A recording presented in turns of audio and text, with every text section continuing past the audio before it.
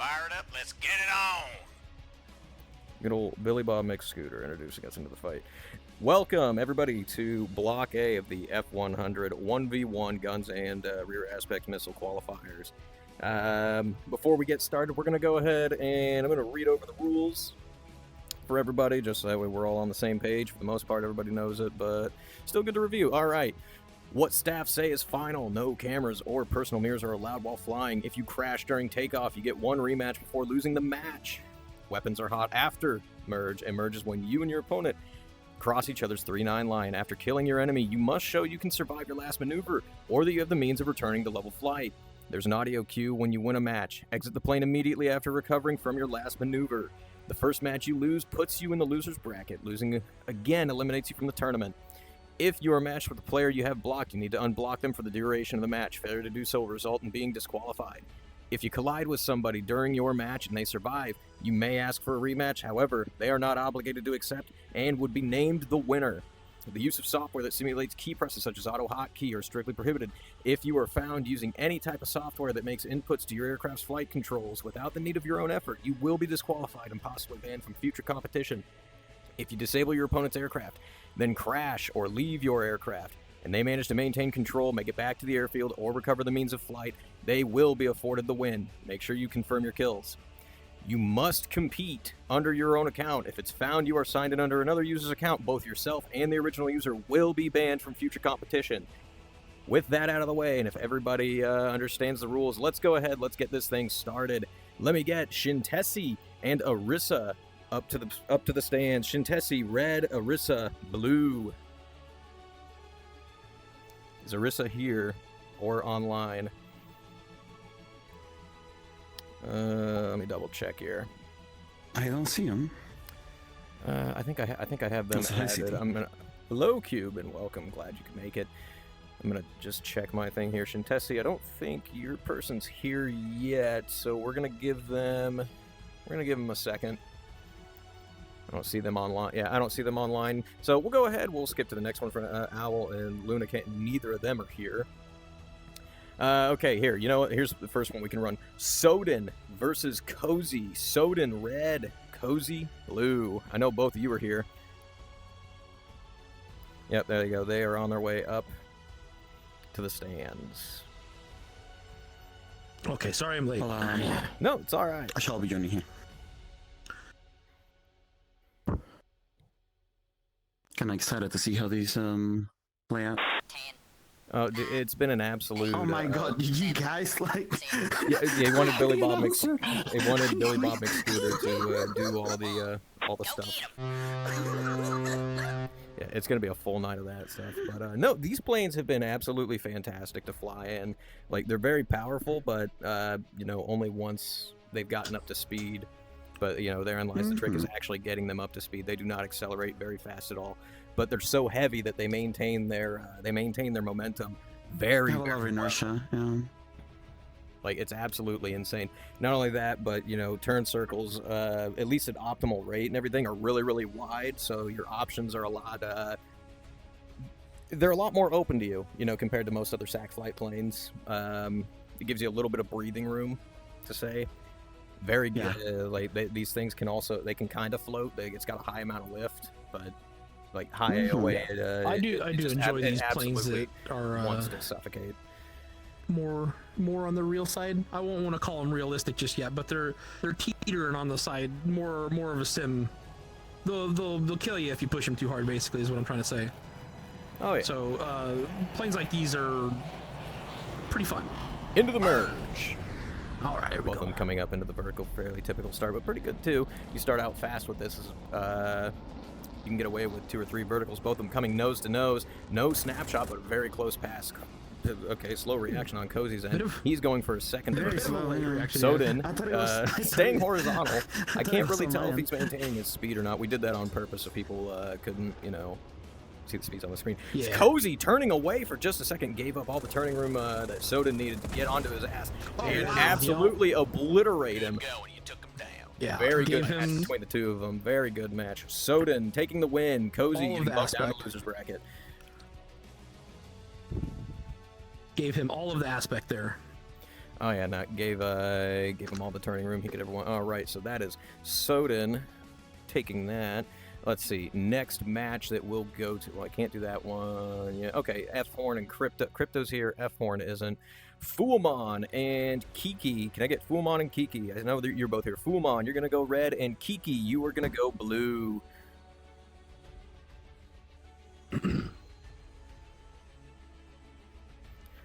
Also, it looks like Arissa has joined. Okay, so Arissa, F1. Okay, good. We're getting more people in. Just a couple of stragglers, so we can get back to those matches once this one's done. Oh my god. This one should be a pretty good match. We've got Fullmon, who he's not as seasoned as Kiki is, as far as competition goes, but definitely no schmuck. Like ever since Fullmon started competing, he's made leaps and bounds in progress. He's constantly been practicing. Like homie puts his nose to the grindstone. Like he has a very deep passion for dogfighting, and Fullmon is definitely a contender. No, top tier. He got last year in the Calibri tournament. He took 3rd place. I mean, he was shooting for 1st. He put up a really good fight. I knew the name sounded familiar. Yeah, no, he took 3rd place in that one. He did really good in the F16 Encore tournament as well. Every tournament he's been in so far, yeah. Like the 1v1 tournaments, he's had some spectacular performances.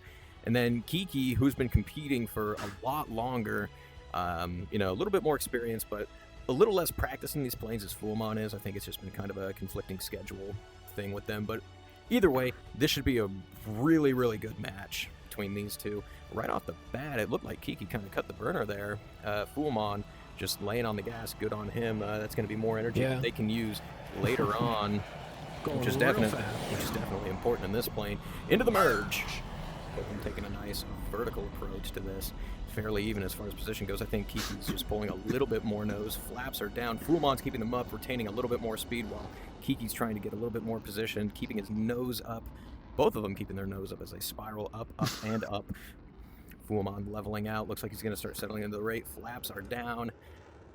Kiki cutting into the circle. We might see a head-on pass here. Fullmon's able to get the nose on first, though, making Kiki defend, try not to get shot.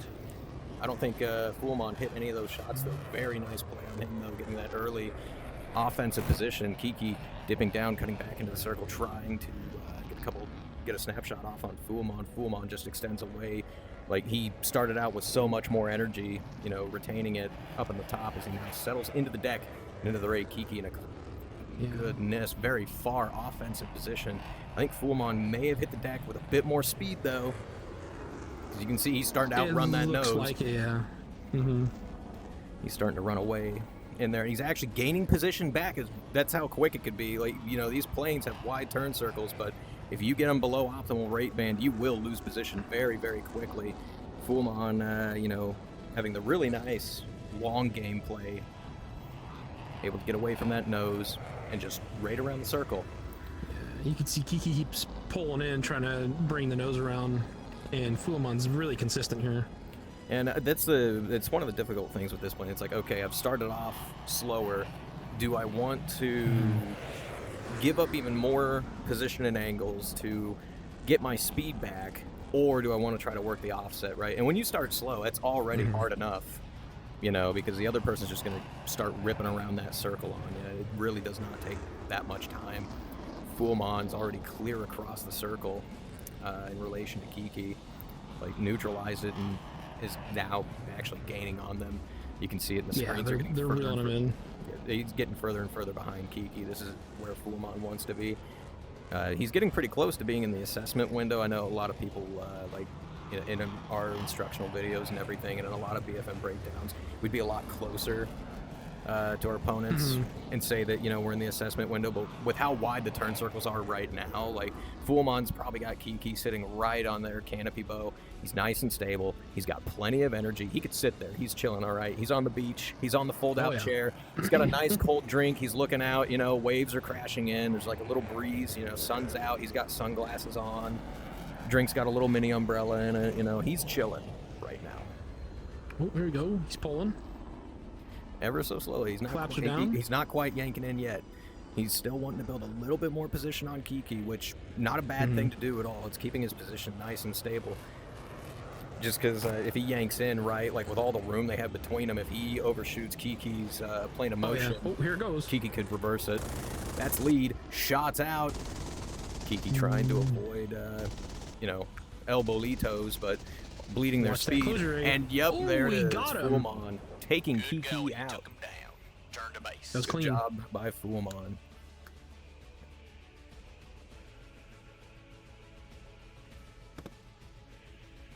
All right, that's Fuamon taking the win against Kiki. All right, I saw Arissa is here and Shintesi is here. So Shintesi, go ahead, go to the red side, and Arissa, go blue. All right, yep, both of them are making their way up towards the stage. I don't know who that Japanese name is, but you are not up right now, homie. Oh, you're probably just wishing your friend luck or something.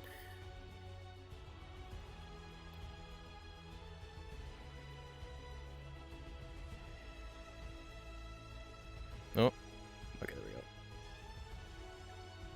10, 9, 8. All right, sweet. And I did see a lot more people joined in just a little bit late, so don't worry. We skipped over your guys' matches. 1. Go You'll get 'em. be coming up here in a second.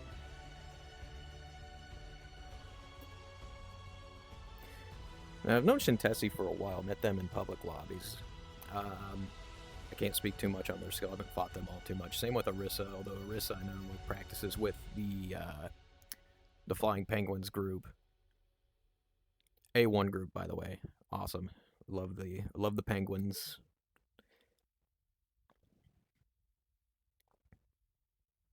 I don't know how much practice either of them have had with the planes, so it'll be a toss-up. We'll see who comes out on top.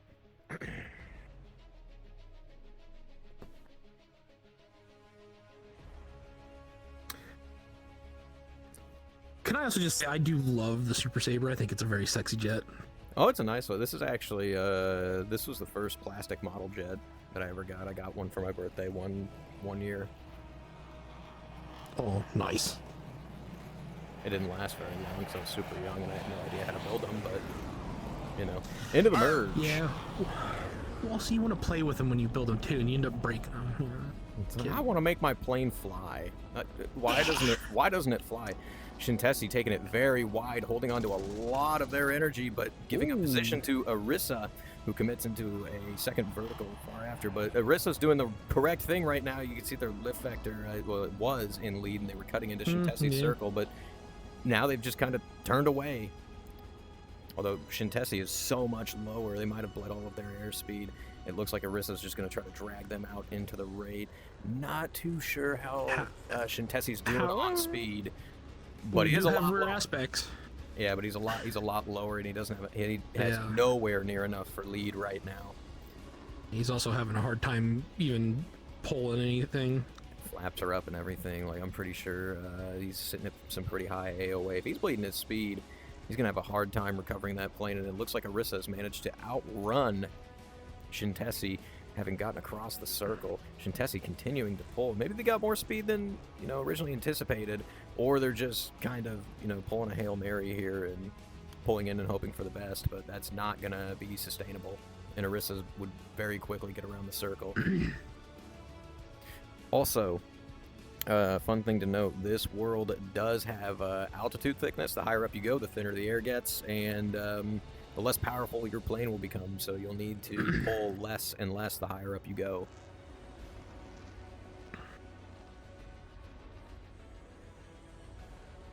It looks like Arissa's doing a really good job of holding on to their speed. They might be holding on to too much speed. Shintesi's I think in the circle. I think they can give it a little more stick than what they're currently doing.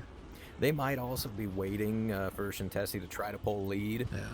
And then maybe work, and then work for a spot to start getting around that circle. Which I mean, they slowly are. There's a lot of offset between them.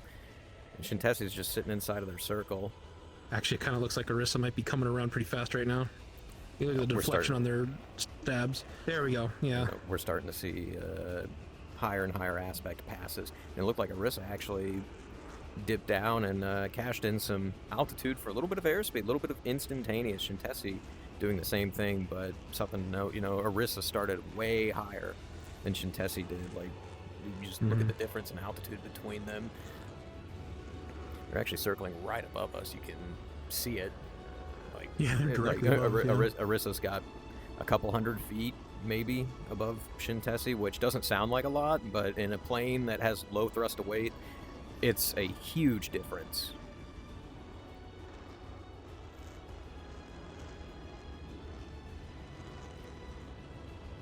Like, yes, this is a jet, you know, and it can do some low speed climbing and everything and sustain it, but it's not a very powerful jet. It's very heavy.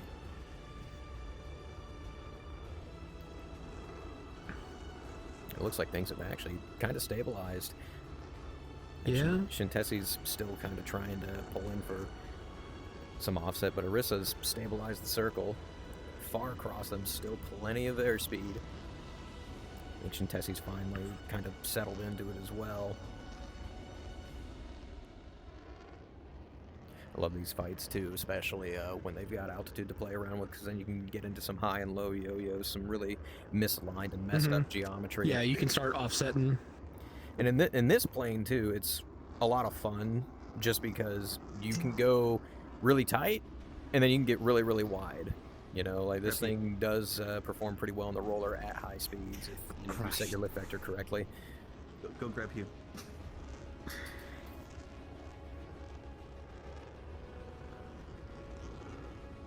Shintesi's slowly reeling in Orisa. I think Orisa has been maintaining a little bit too much speed. It gave Shintesi a moment to get their speed back and even rip around that circle. There is such a thing as too fast in the rate. Turn circle gets too wide, you lose degrees per second. Next thing, and even though you're going faster, it's like, you know, next thing you know, your opponent's getting around the circle quicker than you can. Yeah, they can just sit inside your circle too.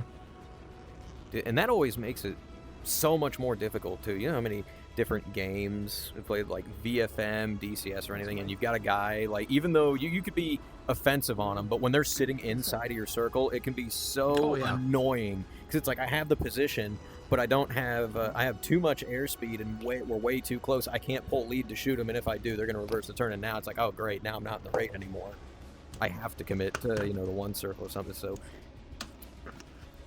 there is a bit of light to sitting inside of someone's turn circle, unless you're in the same plane. Then it's like, ah, okay, yeah, I'll get an offensive position, go to lag, create a little bit of angle off, and then on the next turn in, I'll have enough space to pull lead. Shintesi doing a really good job of getting around this circle. Whoops. Still at medium aspect to Orisa, though. Like, they're pulling in towards their side when they went to go pull for lead right there. I don't know if you can see it. This is probably gonna create a little bit of offset, but he's got the means of getting a shot off. If he can switch my hands really quick. Both of them also doing a really good job of not sacrificing too much potential energy buildup either. They're holding on to altitude. Like, Shintesi did start lower, but now he's more or less at the same altitude as Orisa. Oh, maybe, because like he didn't stay. Yeah, he's definitely equalized the altitude, and actually, That's a shame. He's sitting offensive, like slightly he is offensive. sitting defensive, yeah. Like, he's further around the circle than Orisa is. Again, I think Orisa's just been holding way too much speed, making their turn circle too wide, not getting the same amount of degrees per second as Shintesi's been able to. Speaking of Shintesi, big pull here. In. That's pure. Is he going to get lead? He took a couple Couple shots. bursts. I don't think he No hit hits. Orisa. Orisa reversing the turn. Shintesi having already bled some speed to get that off, but Orisa dropping the nose down. Couple of shots off. Oh, big Quick, hits. oh my lord, almost took him out just with that one snapshot. Orisa now sitting offensive as Shintesi tries to extend away, but Orisa's starting to pull it. Are they going to have the energy for lead? Nope, nope. Okay, they're sitting in Not lag quite. pursuit. They're creating some angle off, maintaining their speed. You can see the flaps come up. Yep, they're just extending away. They might go for a head-on pass. It'd be very low risk for them. They only have to get one more hit, and Shintesi's going to go down. Shintesi diving for the deck. He's going for never mind, some pulling back up into instantaneous him. here. Ooh, Not enough for lead, though. He got load limited. Arissa reversing the turn, pulling in. We might see head on past. Nope, Shintesi was able to sit in the circle. That's lead. Shots out. Arissa banks to defend. Shintesi cutting the burner, and it looks like he stalled there for a second. Just got a little bit too slow. Yeah. His engine's got to be whining right now, but he's keeping offensive position. Shots out on Arissa. Yeah, do we have compressor stalls on? No, not on this one. Okay. But it will saber dance. Like, if you get stuck nose up and stalling, it is very hard to get out of. Shintesi taking a couple more pot shots. Both of them equal on... Got some hits! Both of them are equal on health, very low. One hit on either of them is going to end this fight. Shintesi doing a really good job of getting that nose on first. He's flying that plane within his limits, and he nails Arissa. Wow. Good shot. Shintesi was in the red there for the longest time, but managed to pull it around. No, that was fantastic. That was great. You're dead. All right, Shintesi taking the win on that one. Good job on him. Okay, let's see. I saw Owl join. Is Luna Canine here? Luna Canine, if you're here, go ahead, go to the front for me. Okay, we'll continue as far as we can until they get here. Let's see. F-Horn, I saw you join. F-Horn and Crypto to the stand, please. F-Horn, I'm going to have you go red. Crypto, you're going to go blue. I was excited when F-Horn ended up in my block. I got a steel chair to throw at his head if he does bad. Yeah.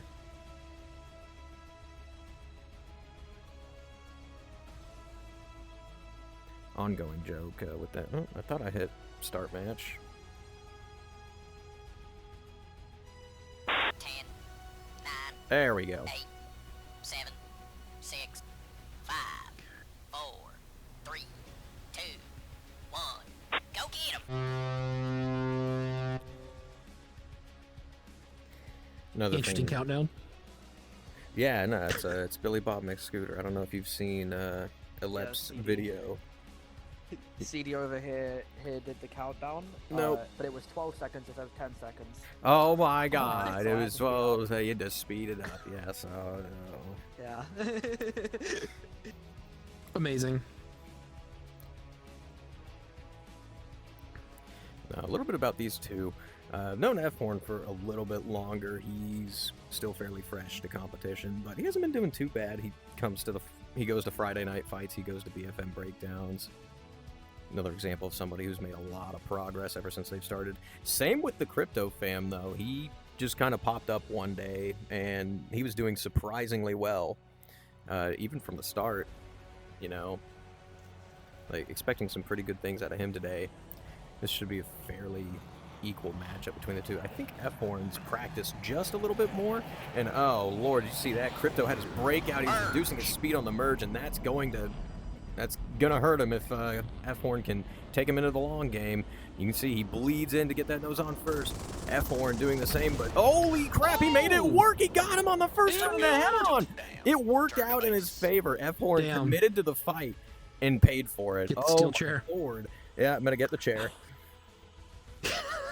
Dead. That was amazing.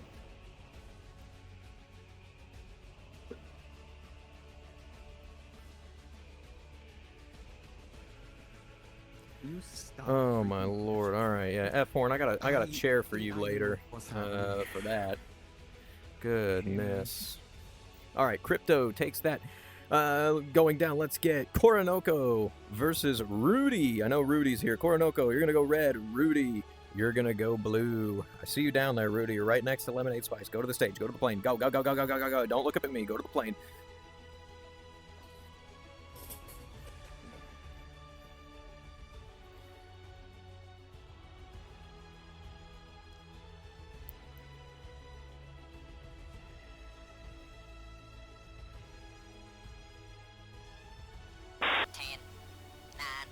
All right, a little bit about these two.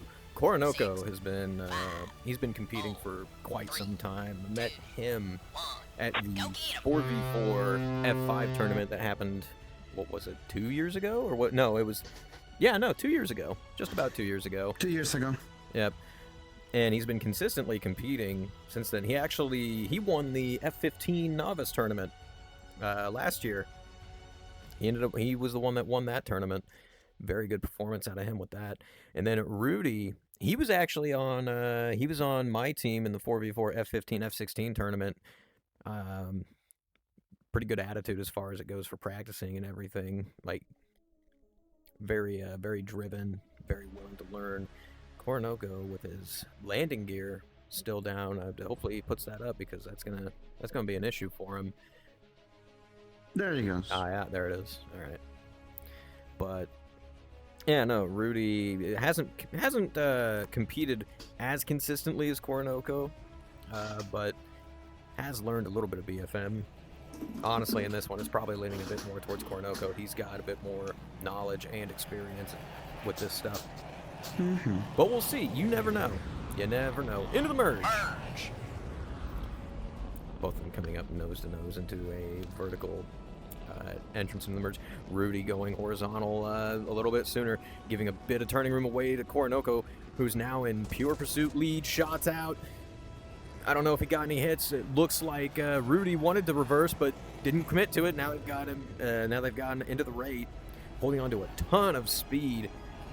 Probably just a little bit too much because here comes Coronoko again, ripping around that circle. Lag. He got stuck in pure there for a second, but you can see he's clearly offensive as they both continue into the raid. It looked like Rudy had his gear out for a second. Maybe he was trying to bleed a little bit of speed. I don't know, but it's definitely hasn't helped him out here. Coronoko seeing a ton of winning cues right now. About to go for another high to medium aspect pass between the two. Climbing up a little bit, displacing his circle, cashing in some airspeed for altitude, investing in his future, something you don't see enough people doing. Honestly, as he comes down, he can yank in while gaining a little bit of speed, using the weight of the F100 to help him, get a little bit of that speed back. Still settling this heavily offset raid.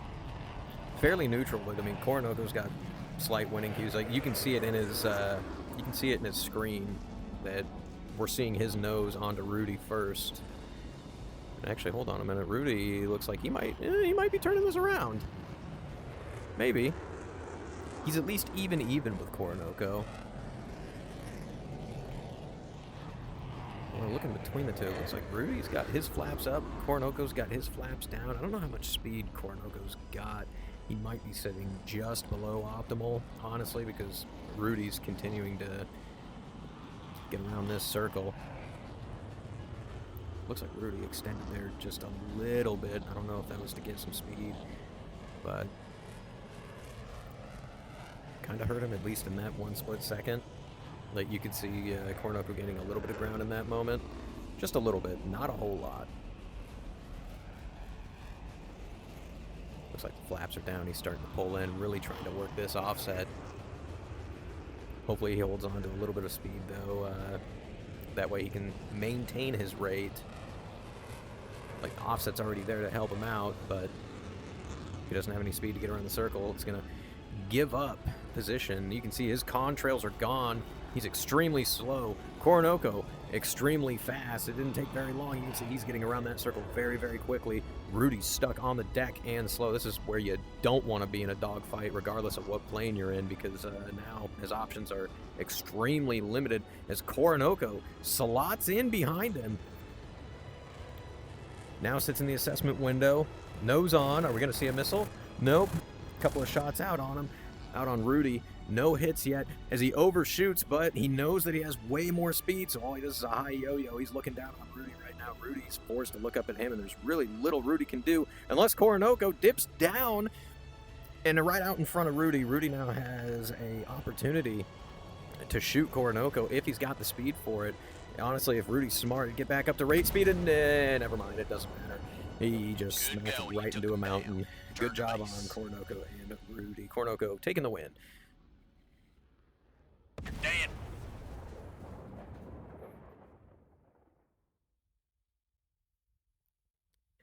All right, that's Coronoko taking victory against Rudy. Let's take a look here. Okay, we're at a point now where we cannot wait anymore. So Luna K9, here's the thing, if there's you some are right about your Luna fucking K9, tournament. if you are here, go to the stage, please. Make yourself known. I don't think. They should have made the. I don't think Luna added some is trees here. there. It doesn't look like they are. So we're gonna give that one to Owl. Owl, congratulations! You got that win, and we're finally caught up there. All right, Rosefield. I know I saw you. Rosefield versus Shintesi. Is that Rosefield sitting down there? Yep, they just turned around. Look at me. You go ahead. Go to the red plane. Shintesi, blue.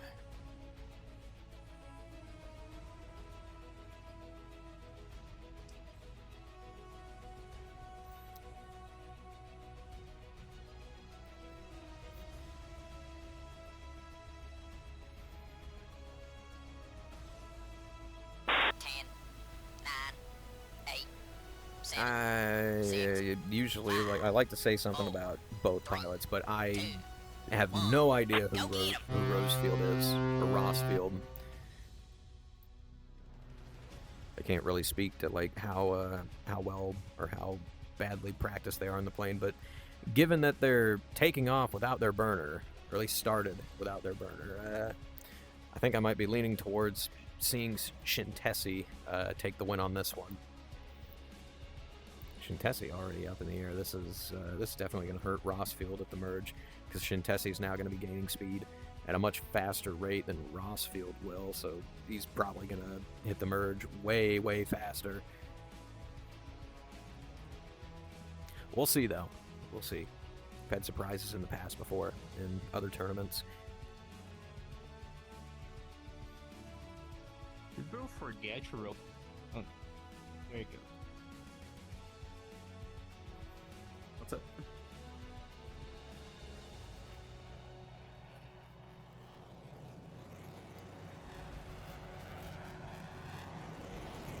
Both of them burning in. Shintesi goes zooming by and into the merge.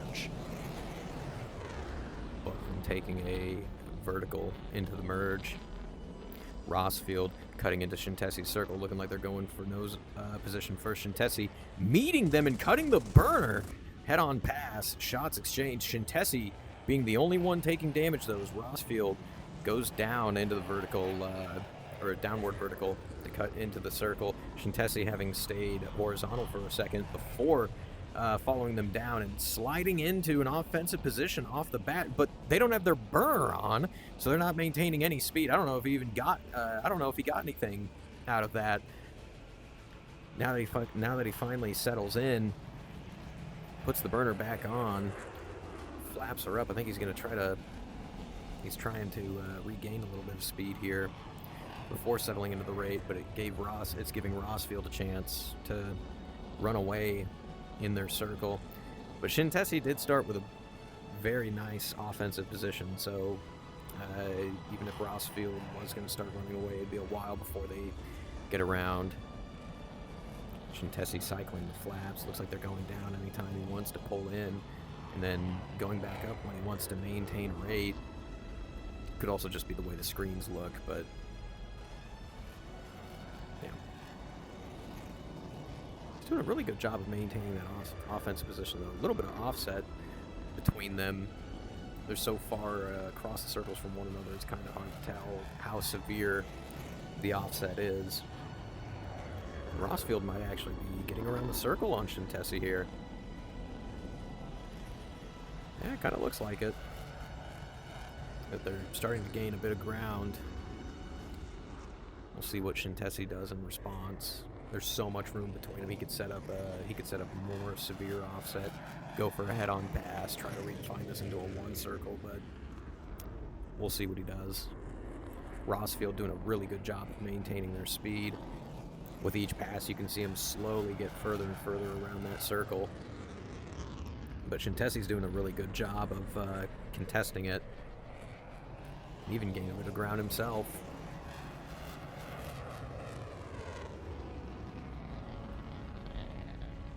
Honestly, right about now would be like, you know, your last chance to set up any redefinitions.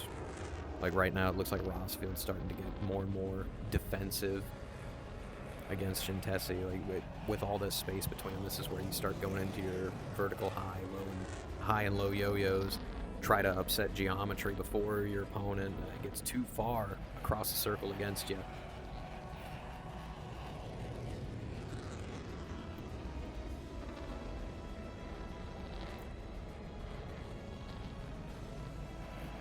Honestly think that it would have been a better choice for Rossfield to hold the one circle with Shintesi, go for those head-on passes. They got him on the first one, so they could take that risk on the head-ons.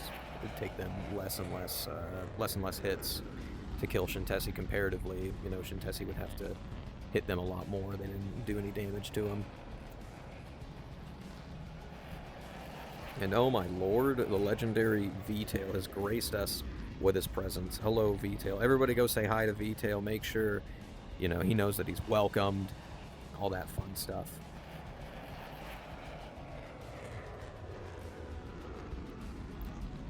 Both of them doing a really good job of gaining and maintaining their position. Like one gains, then the other one gains a little bit more. They're just holding on to it. They're holding each other fairly neutral in this raid.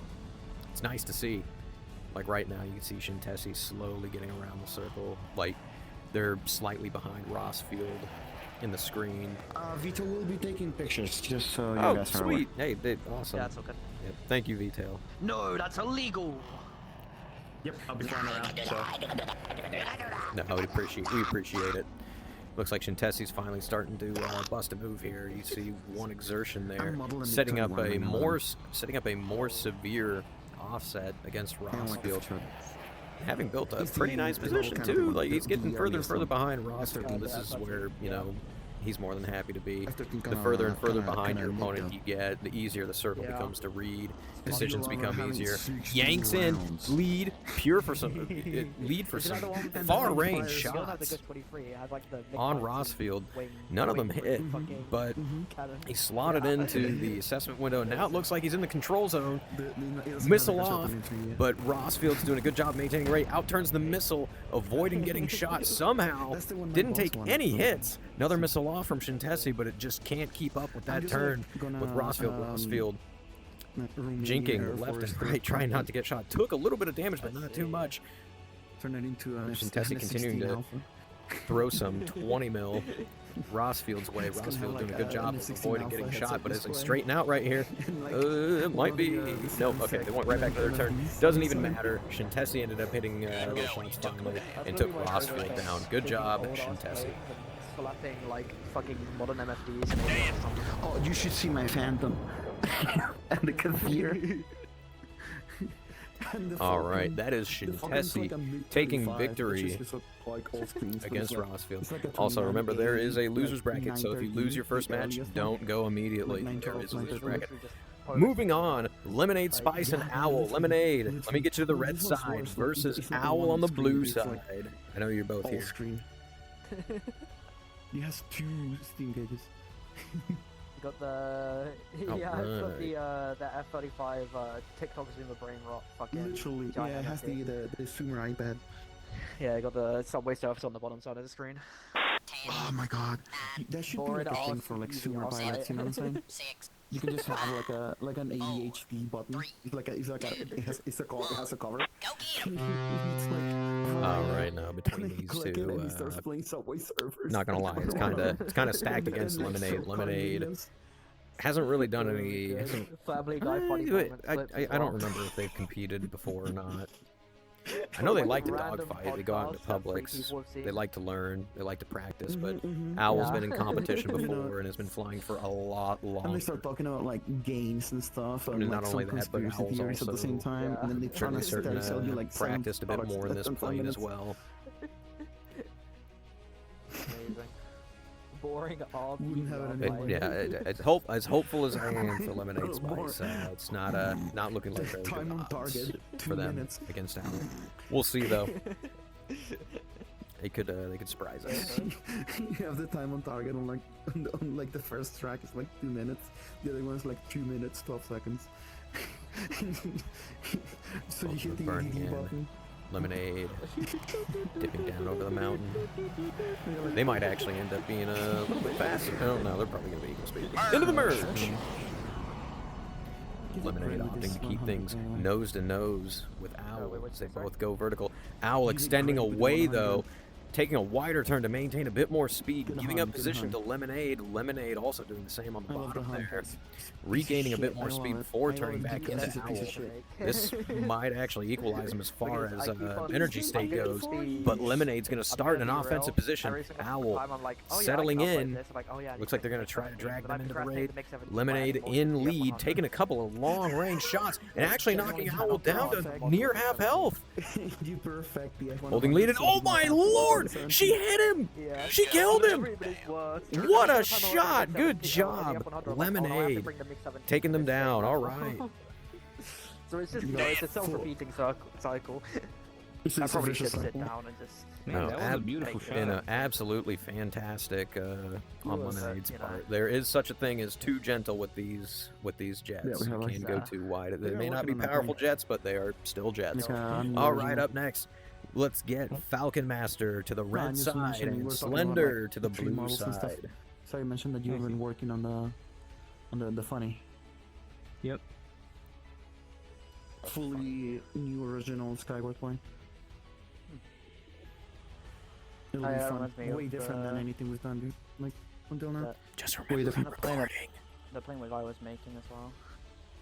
Oh, it's fine. 10, 9, Yeah. 8, So that 7, was modeling. 6, All right, this should be a pretty interesting match. Falcons, Falcon hasn't competed as consistently, but definitely Let's go down versed with in the BFM. teams. They've been playing. They've played, DCS, War Thunder, and of course, this game as well. Been going to BFM breakdowns and Friday night fights, and have been practicing in this plane quite a bit. I know they want to go the distance in this. Slender, I've seen them a lot in public lobbies. Consistent competitor, right? And also practiced in this plane. This should be a pretty interesting match. Honestly, I could see it going either way.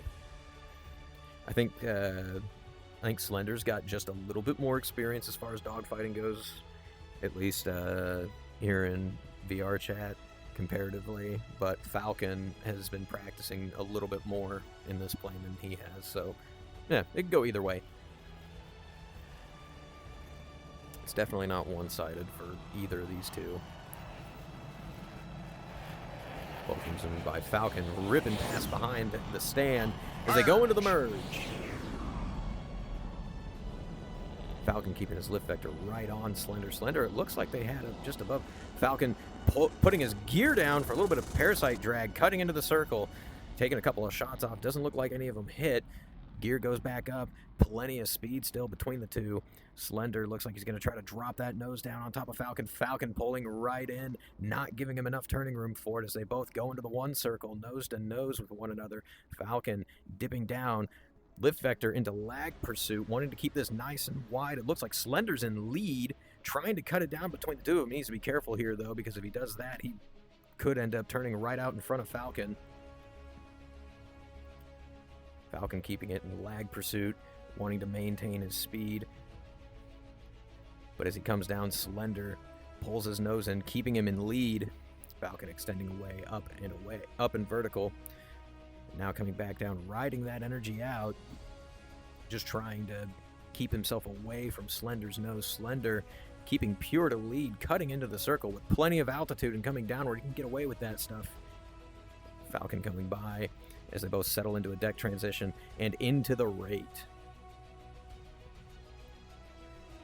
With Slender having been in lead pursuit, it put him in an offensive position, but if he didn't maintain enough speed as he came down, Falcon could just outrun his nose and rip around this circle. He's in an offensive position for now, seeing some winning cues, but it looks like Falcon's very quickly getting around that circle. Slender displacing himself a little bit higher in altitude than Falcon. Not a bad move by him, long-term investment. But still maintaining that offensive position. Falcon keeping his lift vector just on Slender. Doesn't look like he's following him up, though. Slender continuing up, up, and up. If Slender continues to climb and Falcon doesn't follow him, yep, this is what's going to happen. Slender's going to dip down. He's going to start pulling in some instantaneous, regaining his speed for some immediate position. Lag. Oh, he's stuck in lag. He didn't have quite enough to pull the lead and get a couple of shots off. But now there's a huge offset between the two, and Slender is offensive on Falcon. Done wisely, he'll probably get a shot off here in the next couple of turns or so. You can see how close he is. Falcon reversing his turn, keeping his lift vector in lag pursuit, not wanting to go out in front of Slender, but wanting to cut into his circle. He knows that he was faster and he had offensive position. Good move by him, very good timing as well. But there has to be some give at some point. Slender pulling in for a quick snapshot. Is he going to get lead? Doesn't look like it. Falcon rolling over the top of the circle. Looks like he might be going for a move here. Tightening down the space between the two. Slender getting very slow and stuck nose up. This is a dangerous position. Slender could drop that nose down on top of Falcon and probably get a shot off. But if he starts getting into too high of AOA, he could also stall that plane. Looks like he's keeping it stable, though. Falcon climbing up to meet his altitude. Slender getting nose on. That's a slow stationary target. Shots out. That's a missile. That's tracking, and it takes him down. Good going. You took him down. Slender Return to takes base. down Falcon with a Fox 2. And very little Falcon could do with that. With no countermeasures and being that slow, it was... Yeah, no. That missile was going to find him regardless.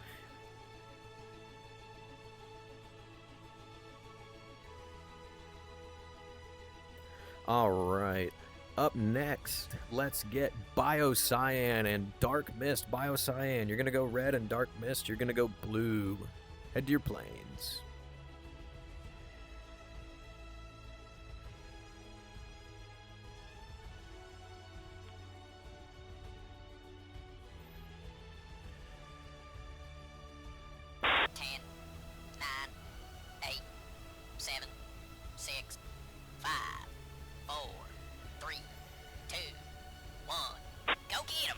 And off they go. Biocyan's been competing for quite some time, and I remember he was competing before me. I think he was in a couple of tournaments before I finally entered, so he's not new to competing at all. I think he's practiced a little bit in these planes. I don't know how much, but I mean, I would assume he's done enough to do pretty well. And I don't know anything about Dark Mist. I can't say anything about, their ability or how much they practice in this plane. So we'll leave it up to interpretation and see how this match goes.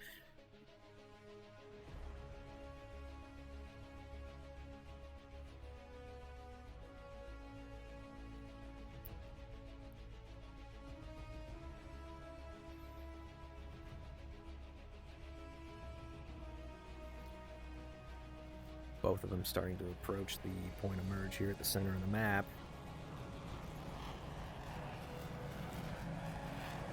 Biocyan, I think, cut his burn. I don't know about that, but we'll see if it works out for him.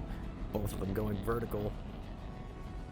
Dark Mist flaps off. Biocyan flaps on, cutting into Dark Mist circle for a quick. It looked like he was going to go for a quick snapshot.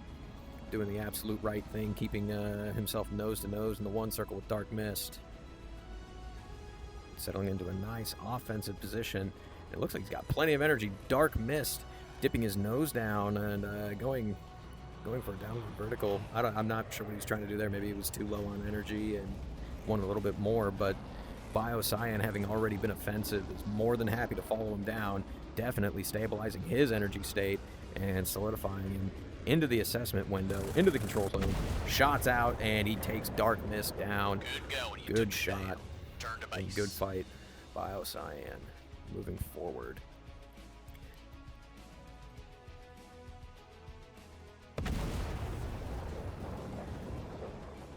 All right, up next, it's going to be Soden versus Ace King. Soden red and Ace King blue.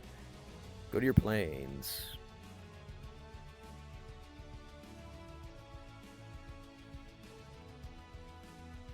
after this match, we'll go ahead and we'll get losers bracket started after this one. How's that sound?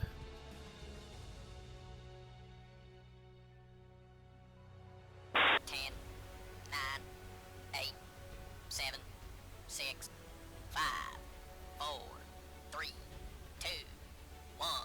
Go get 'em! And off they go. Soden's a little bit more new to competition. He's done plenty of the exhibition tournaments, and I think he's done a few of the Black Aces ones as well, if I'm not mistaken. He's been going to Friday night fights and BFM breakdowns. Again, another example of someone who's very driven to learn. I'm not sure how much they practice in the plane though. Whereas Ace King, I think he's a bit more practiced in the plane, definitely much more seasoned in competition. He's been doing this for a bit longer, not too much longer, but a bit longer. But also, I don't think he's practiced as much in this plane. This one could honestly go either way.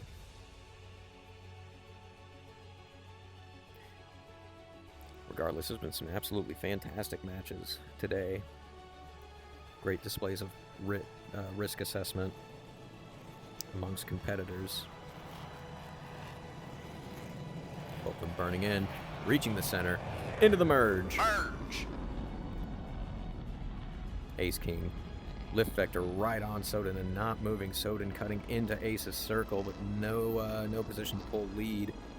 Going in for a second vertical, Ace King settling in horizontal. Soden doing the right thing here. He's got himself in lead pursuit. He's cutting into the circle.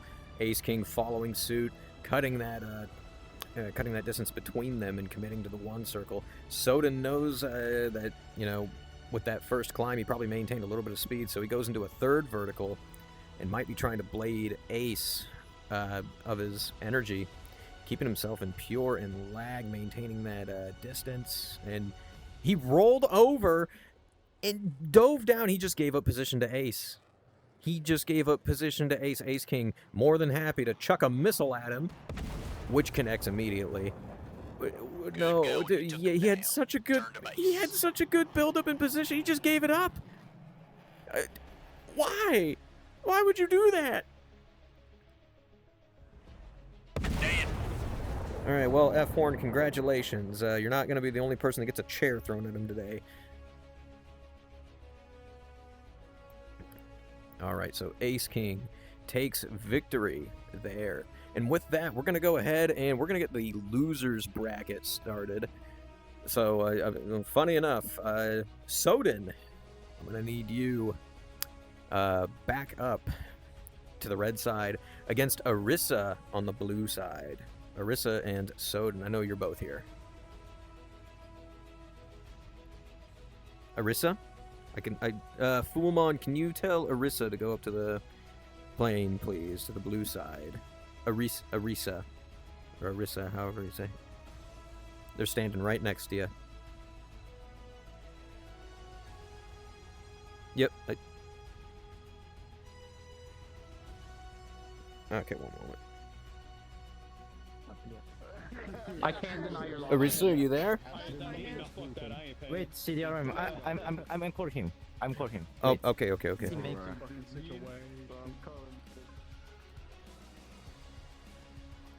Okay, it seems like at the moment they are AFK, so we'll give them a second to return. In the meantime, Luna Canine is still not here, so Rudy, you will move on automatically. But Rossfield and Cozy, you are both here, so Rossfield, I need you to go red. Cozy, you're going to go blue.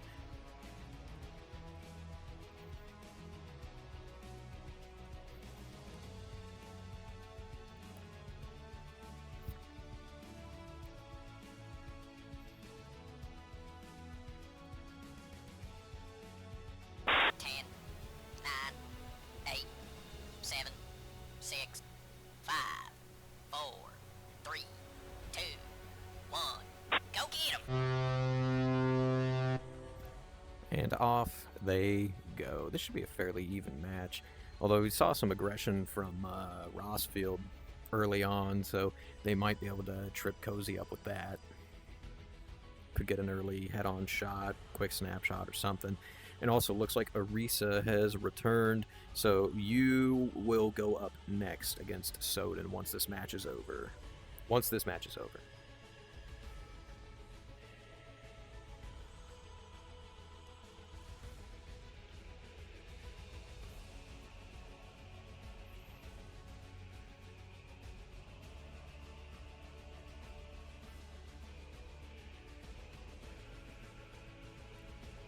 Both of them burning, and usually it's right about now where you start hitting that 400 knot range.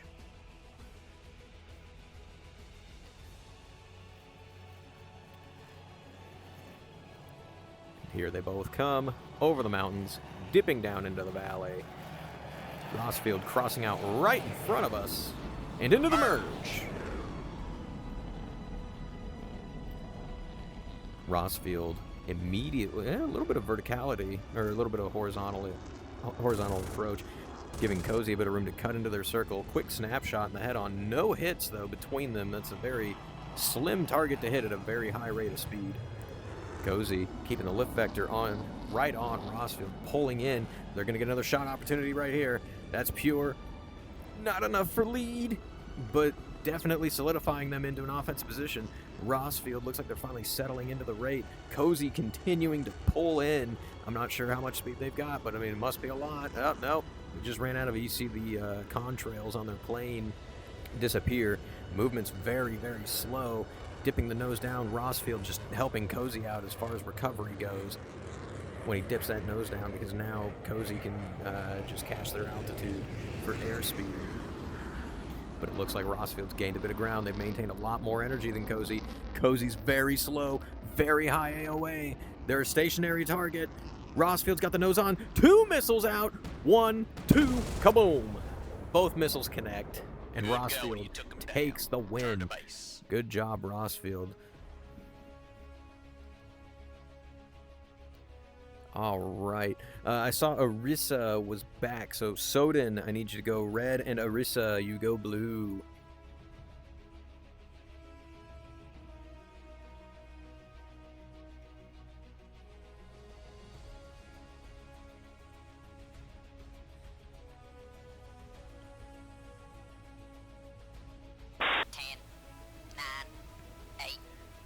Alrighty. 6, 5, 4, 3. This one. 2, 1. Go get him. This one could probably go either way as well. I think Arisa's probably got a little bit more practice as far as dogfighting goes. Soden might have more practice in the plane, though. And I don't know too much about the both of them. I haven't seen them around, so I can't really say for sure.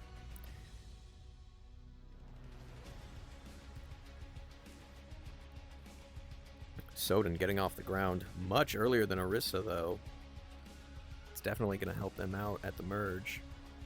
More than likely will end with them merging much faster, which is pretty nice. It's pretty nice to have extra energy in this plane. I've said it before, where it's like it's slow, like where these planes can get slow, but they're still a jet and they can climb, but it's also still a very heavy jet. Whoever comes out with more speed in this can have an advantage if they use it correctly. It looked like Soden is extending the time to merge too. He's going to come in pretty fast. Arisa ripping on by the stand. Nose on with Soden. Both of them into the mountains, making terrain more of a factor in this merge as they both go vertical. If both of them hit the deck, they could definitely use that. With how wide this thing turns, terrain can hurt. Soden cutting into Arisa's circle. Arisa trying to meet that nose, and Soden takes a snapshot at them. No hits, though.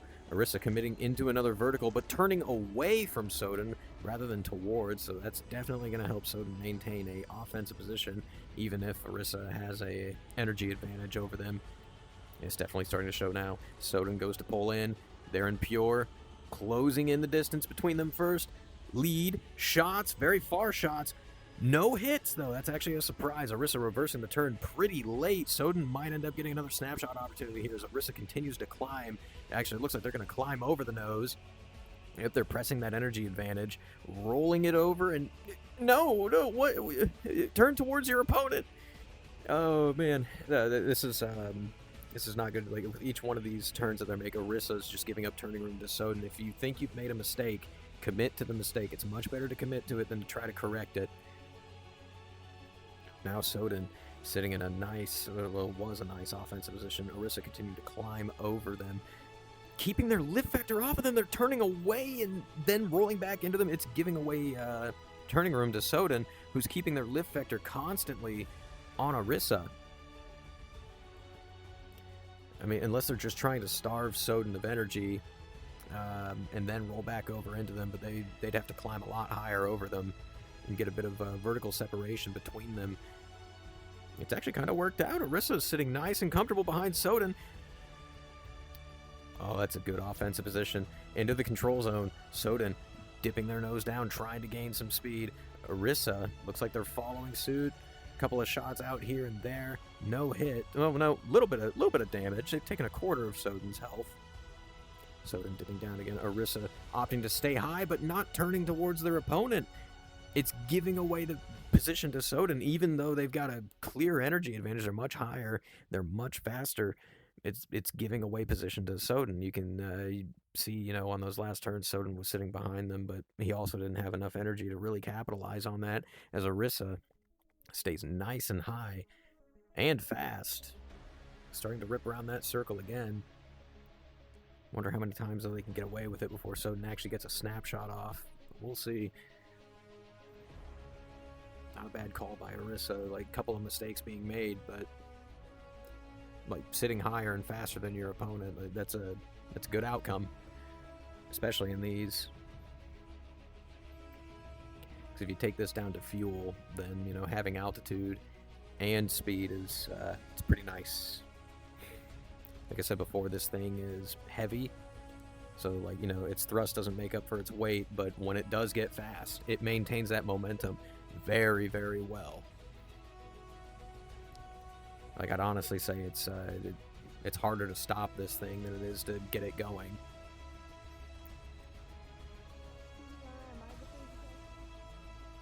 Oh, 1 second here. No. What's up? What is your favorite Not doing this right now, dude. And what's your favorite Pokemon? Oh.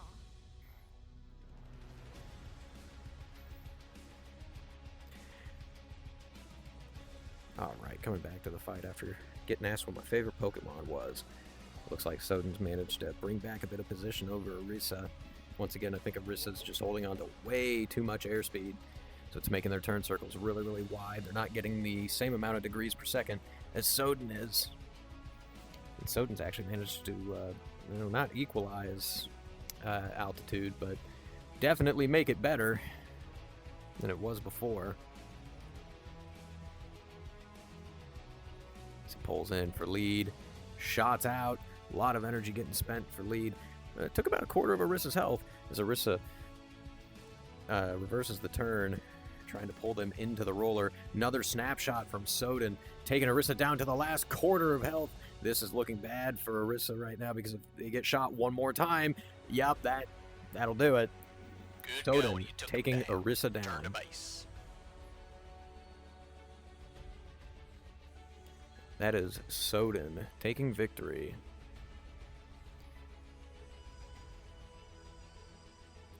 Alright, we're finally equalized. Sorry about this. Losers do not get breaks. So, Dark Mist, you're going to go to the red side versus Soden on the blue side. Dark Mist and Soden. I know you just got done, but you're going right back up.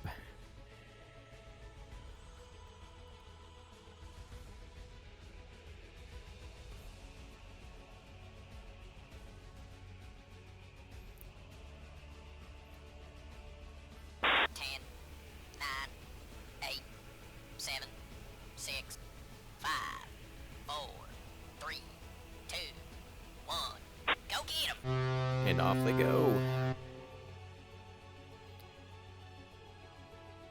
Just from the performance I've been seeing, I'm going to say it's probably a little bit more weighed in Soden's favor on this.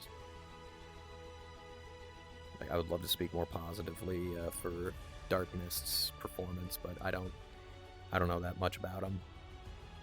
I don't think he's been practicing as much as Soden has. Soden's been having a pretty good performance, too, so far.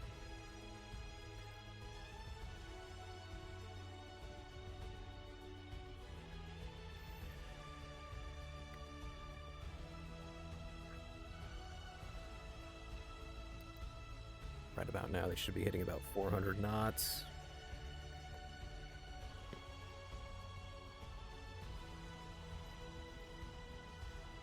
You can hear the jets screeching in as they get closer and closer.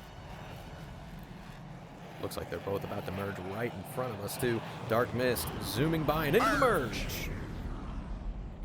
Opting for vertical, Soden keeping his lift vector directly on Dark Mist. Both of them pulling in. We might see a nose-to-nose pass here. Shots out. High aspect. It looks like Soden took a hit. Dark Mist going up into a second vertical, keeping his lift vector right on Soden, wanting to cut into his circle here. Now into lag pursuit, and he rolls away. No, what is with everybody? Why is everybody rolling away from their opponent? He had an offensive position, rolled right away, gave it up to Soden, who is now going to start shooting at him. Oh, no, not yet, I guess. He wants that position first and takes him out. That's what it is. That one roll, that's all that it takes. That's all that it takes. That is Soden capitalizing on a very big mistake and taking victory. All right, up next, we need Falcon Master on the red side versus Owl on the blue side.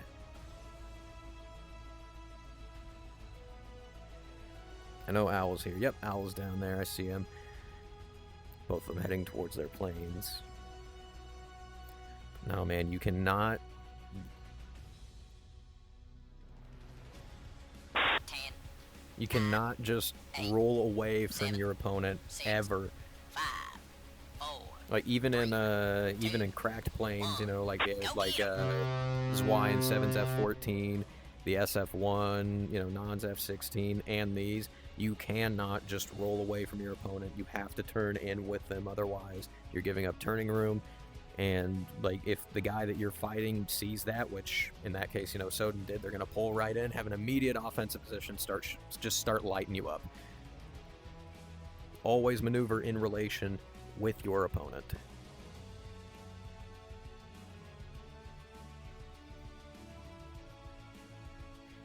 Good. You know, I think after this tournament, like, there's going to be quite a few people going to line up on a wall. Each one of you is going to get a steel chair thrown at your head. That's all right.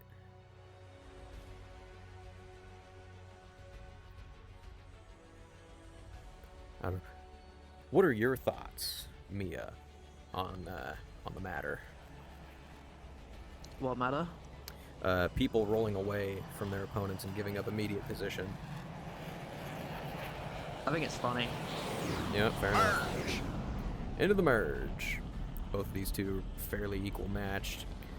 Falcon, I think, has just a little bit more experience than Owl does, though. Both in dogfighting and in this plane. Falcon getting his nose on, lead, shots out. Doesn't look like any hits. Very long-range shot. Owl committing into a second vertical, while Falcon goes downward ever so slightly. Aiming for the high 6, following Owl up.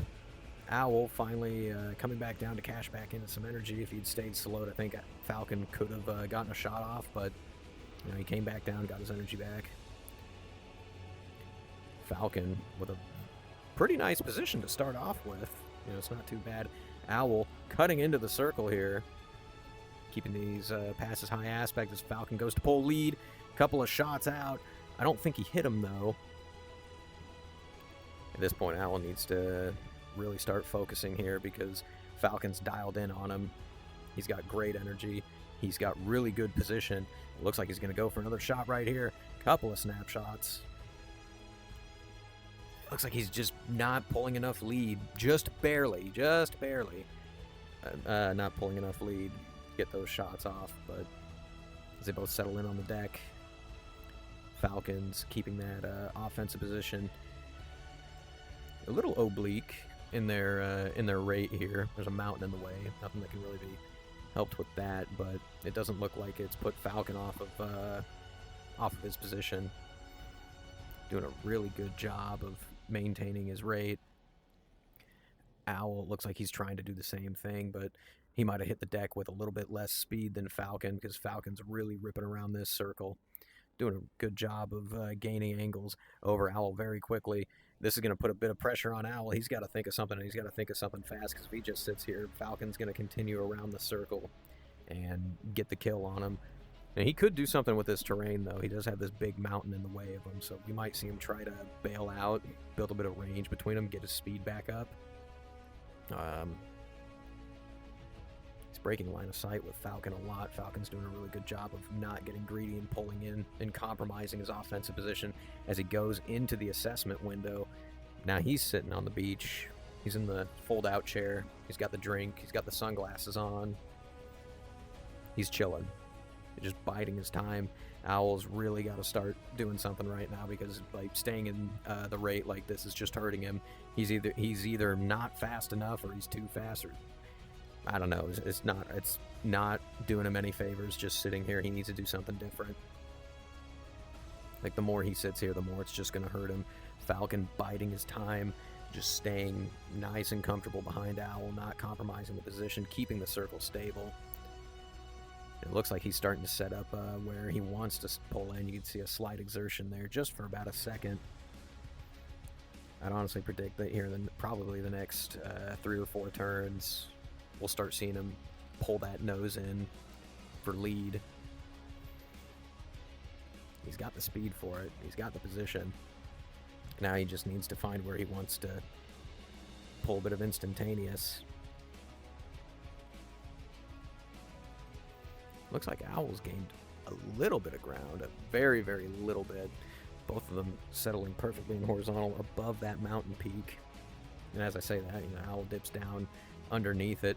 But Falcon's not following him. He's going to stay over it, which, honestly, good setup on his part. It gives him the energy potential advantage over Owl. And in the rate, that definitely helps out, because the less Falcon has to sit there going high and low, it's more time that he just sits there holding, the optimal amount of degrees per second. It gives him more and more position.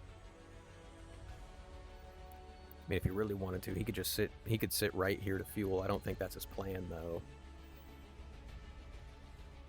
It's a really nice setup, too, if they wanted to go bail out and go get more.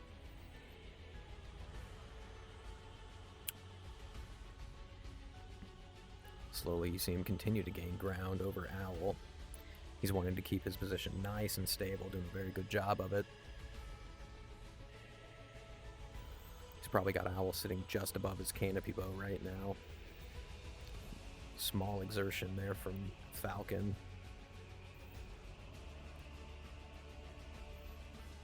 You can just see, like, with every passing second, Owl's getting further and further in front of Owl's getting further and further in front of Falcon. I mean, he's already way out front, but we should be seeing him, getting him into the HUD here. Again, these very small exertions are just what Falcon needs to be doing.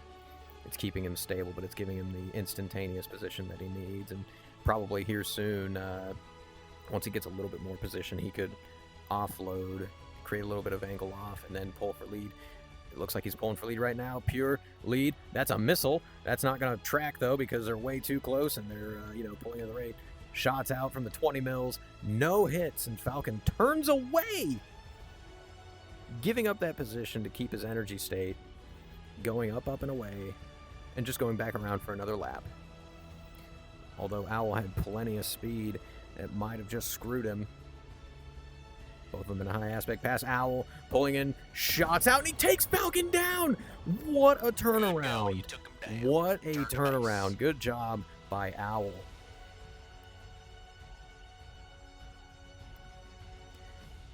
That is a comeback by Owl. As unlikely as it was. No, good job.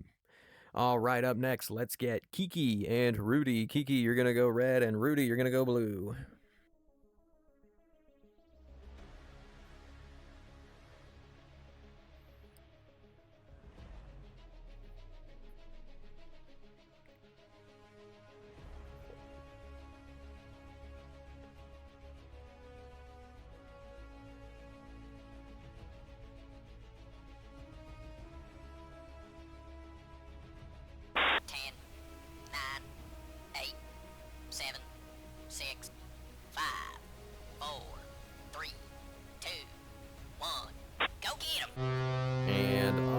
they go. I want to root for Rudy here, but it's very heavily one-sided against him. Kiki's not only got the BFM knowledge and experience over him, but he also has the tournament experience over him, and he's also practiced in this plane a lot more than Rudy has. I wish you luck, Rudy. I really want to. I hope to see you come out of this.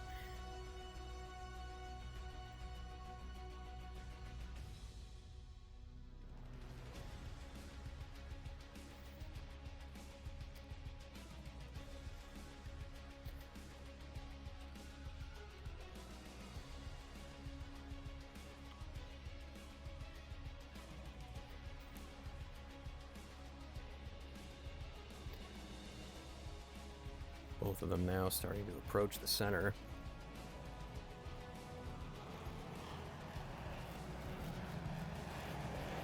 Dipping down into the valley. Crossing in behind us for the merge. Both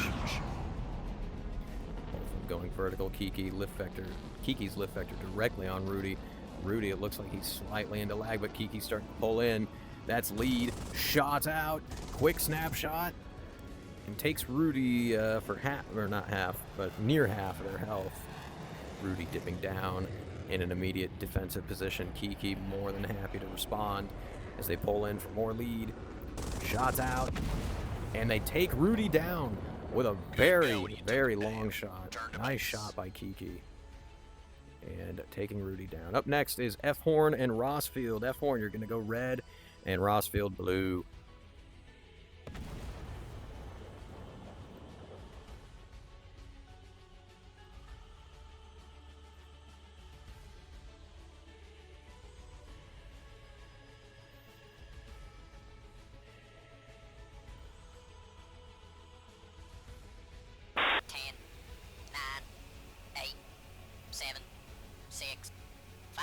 I don't know too much about Rossfield, but no, F Horn has been learning and practicing a bit. We'll see how this goes. I think it's pretty evenly matched between these two. Could go either way.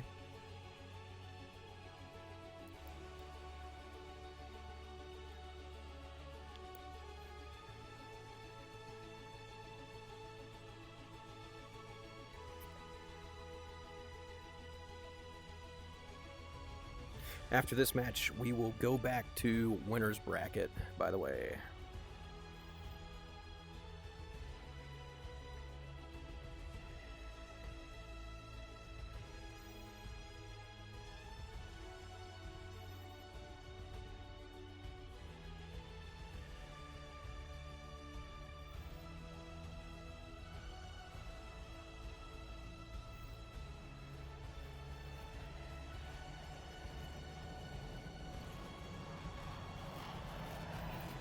Both of them heading towards the center. F1 tapping his brakes a little bit. Into the merge. Both of them keeping their lift vector directly on each other. We might be seeing a head-on pass here. F1 pulling in, couple of shots out, no hits for a high aspect pass. Rossfield dipping down into the vertical, cutting into the F1 circle. F1 slowly following suit, but keeping himself in lag pursuit, wanting to keep the circles stabilized, and now settling horizontally into the rate. Very heavily offset rate at that too. Both of them should have plenty of energy, having just dipped down from a pretty high altitude. They started pretty fast. Rossfield pulling in for some instantaneous rate, getting immediate position over F Horn. Although with the cost of energy, F Horn might be maintaining just a little bit more speed and could outrun Rossfield in the next couple turns or so. But we'll see. Depends on how much speed Rossfield hit the deck with, which doesn't look like it's much because there go the contrails, and F Horn is slowly starting to outrun the nose. And let me tell you, once you run out of speed in this thing and you're on the deck, it is hard to get it back. I mean, you can always extend your turns and try to get some back, but that still takes some time. This thing does not accelerate very slow. Once that speed is spent, it's spent. It's like a job getting it back. All right, you got to go put in an 8-hour shift. It's definitely paid off here for F Horn, holding on to his speed. because he's outran that nose. He's actually starting to gain position over Rosfield. Rosfield's still nice and slow, no contrails. As they extend away, they've stopped maneuvering in relation with F-Horn. Going vertical, they were already slow and making themselves slower now. F-Horn ripping on the 20 mils, trying to fire at them. No hits yet, still fairly far ranged. Rosfield looks like they're prone to stalling. I'm surprised they haven't eaten a missile yet. A couple more shots out. No hits as F-Horn overshoots. Honestly, I think F-Horn should just climb and fly away. But it looks like he's outrunning the nose. Rosfield having put their gear down, making them even slower with parasite drag.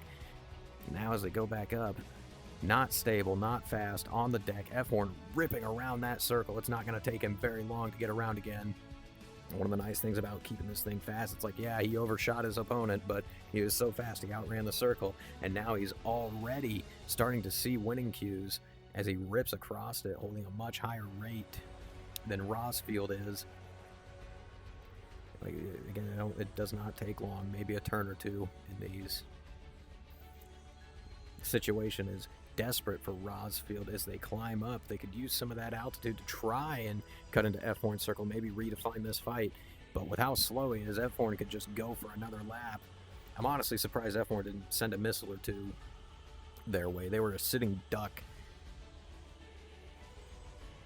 F-Horn starting to come around, building even more offensive position over Rosfield.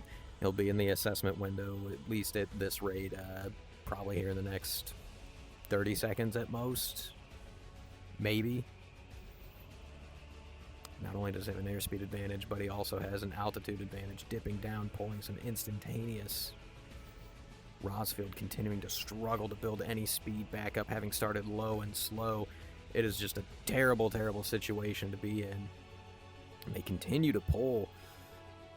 This is not looking good for Rosfield at all. They've got to find a way to get some energy back, and they got to get some energy back fast. Because F-Horn is ripping around that circle still. Into the assessment window. Pure, lead, shots out. That's a slow target.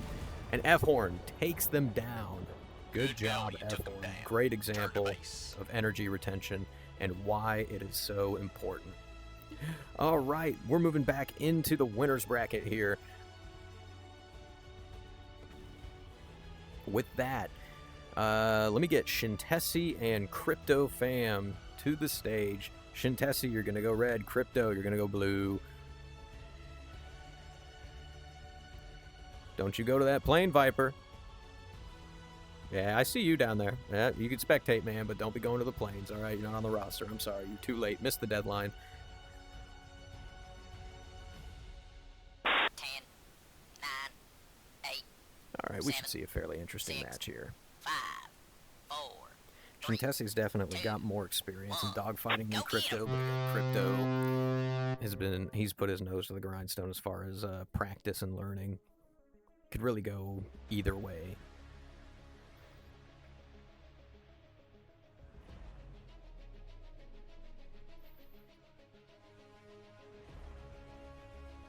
Let's see, we're actually, yeah, we're about halfway done with this block. Making pretty good time. See, halfway done, and it's only been less than an hour and a half. Just a little less.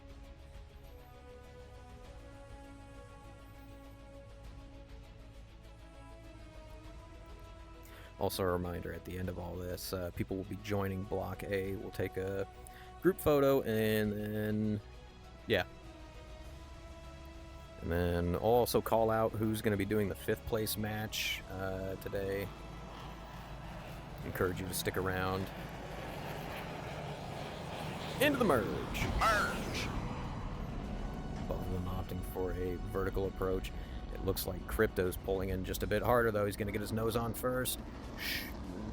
Okay, he's not shooting until now. Quick snapshot. No hits. Shintesi going downward, catching some altitude for airspeed. Crypto more than happy to follow. With him getting his nose on first, he'll more than likely be able to get his nose on first again, but it's going to be close. Nose to nose, both of them shots out. Crypto laying on the trigger and taking Shintesi down. Good going. You took him down. Turn to base. Split second just before, but he made it work. All right, that was Crypto with the win. Up next, Fuamon versus Koronoko. Koronoko, blue. Fuamon, red. This is going to be a good one.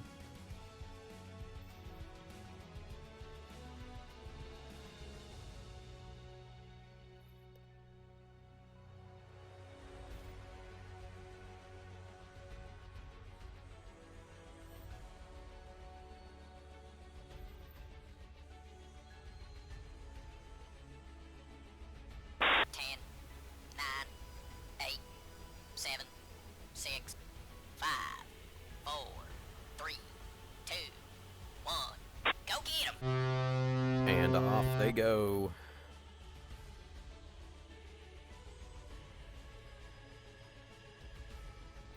Koronoko with a slightly later start than Fuamon. I don't think it's going to be too detrimental, but it could cost him 10 or 20 knots at the merge, which doesn't sound like a lot, but when you're in an aircraft that accelerates very slowly, it makes a world of difference.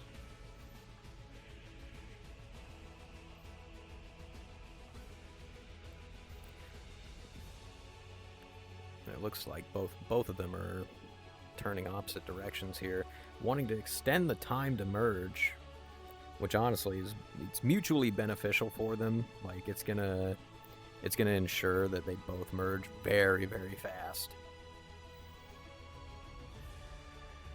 It kind of offsets that later start for Koronoko. It's assurance that he's gonna be right where he wants to be as far as speed goes in the merge. Fuamon ripping down into the valley first. He's about to pass right over us. And here he comes. And there he goes. Into the merge, hitting Mach. He needs to be careful here. These planes can over-G if you pull too hard and you're going too fast, but he should be more than safe now. Koronoko pulling in. Pure. Going for lead. Not enough. It looks like Fuamon's going to outrun that nose.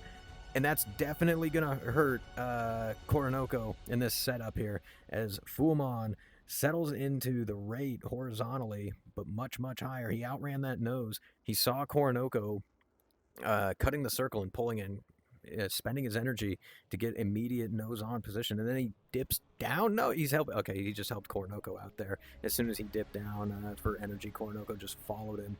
It's going to give Koronoko the opportunity to maintain his offensive position. Honestly, I think Fuamon would have been better off staying up higher and just starting to rate. He started off with a lot more speed and a lot more altitude. Both of them settling into the rate on the deck. Koronoko offensive off the rip and putting Fuamon, on the defensive. At least a slight defensive.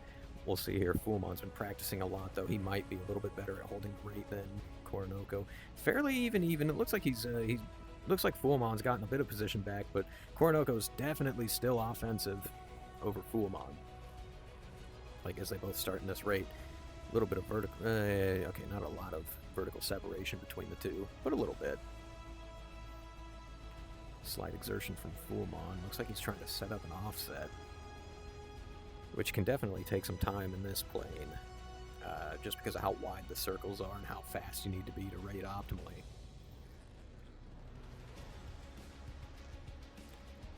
Fairly even. He's kind of brought it back. I think he's probably holding a more optimal rate than Koronoko is right now. So just with each second, he's getting slow. He's slowly getting further and further across the circle, and it actually looks like he's now going to start seeing winning cues here in a second. Koronoko not willing to give up that position so easily, though. Like when Fuamon went to exert, he exerted as well. Fairly neutral. Fuamon got some winning cues, and then Koronoko brought it right back. It's this nice little back and forth we'd love to see. Like Fuamon right now is probably seeing him a little bit closer towards his canopy bow, at least at the moment. And this next turn, Koronoko might pull in. He will start seeing Fuamon closer to his canopy bow. Still fairly neutral across the circle from one another, but it looks like Fuamon's starting to solidify himself into a slightly offensive position against Koronoko.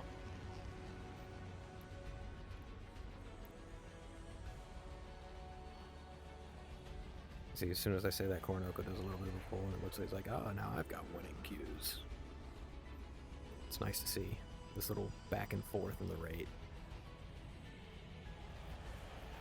Honestly, key in this plane for rate is definitely consistency, both in where you're setting up your offset and just holding your speed. So you can see them both trading winning and losing cues back and forth.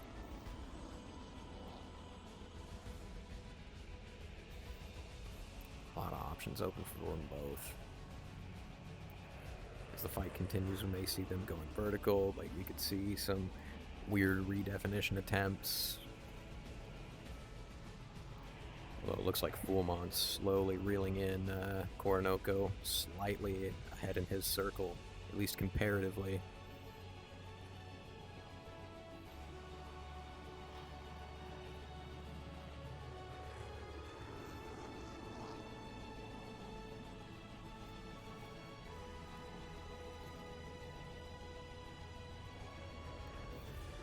Oh, he's definitely solidified himself in now.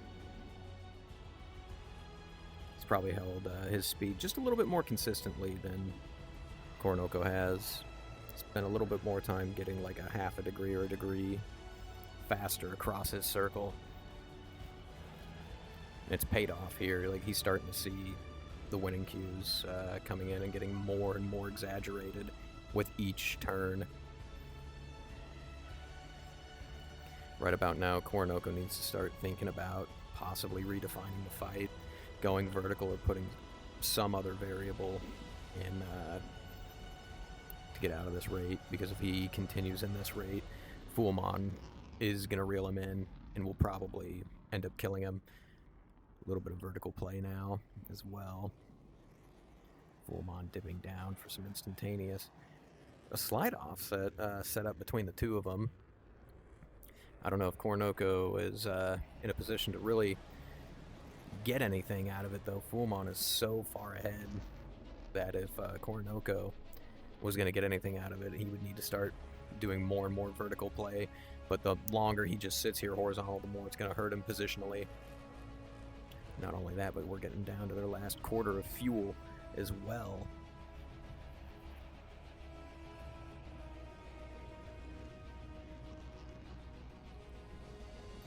Fullmon seeing major winning cues now. Slowly but surely, he's going to start slipping himself into the assessment window. Kornoko's window for doing anything defensively here is closing, and it's closing rapidly at this point. He needs to do something different, otherwise it's not going to look good for him at all.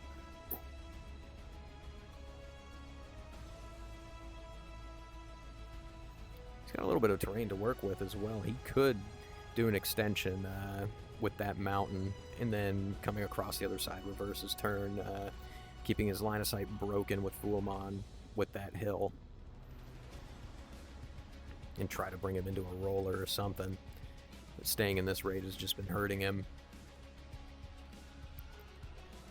Both of them reaching their last quarter of fuel as well, and Fullmon looks like he's found his place to exert, pulling in and now extending out. He's keeping it nice and stable, not wanting to bleed all of his speed, but definitely setting up a bit of offset. He could just sit here, you know, at optimal rate now with this huge offset, and let the upset geometry do the work for him to pull lead for a shot. Kornoko's definitely got to be feeling the pressure now, though, just watching Fullmon get further and further behind him. He really needs to do something different.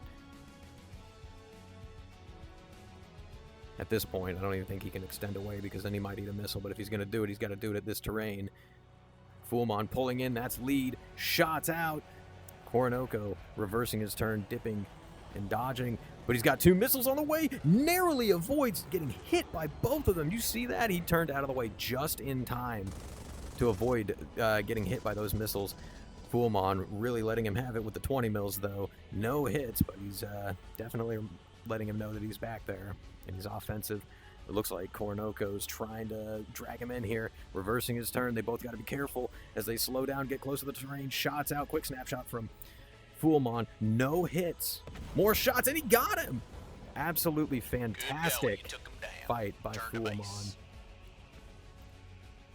will advance in the winner's bracket. Good fight.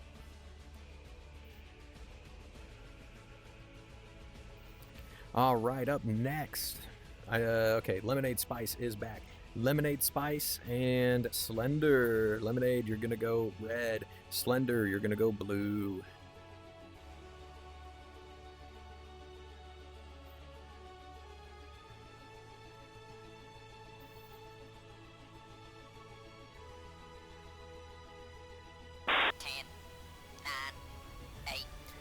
Alright, as hopeful as I am for Lemonade Spice, it's very much stacked against her. Slender is much more experienced and much more practiced in dogfighting and in this plane than she is. But her last opponent was too, and she managed to get a head-on shot that worked in her favor, so we'll see what happens.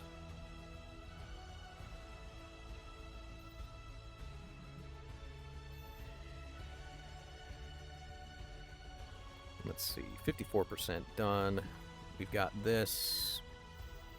Yeah, we'll finish out. We'll finish up winners bracket, then go back to losers.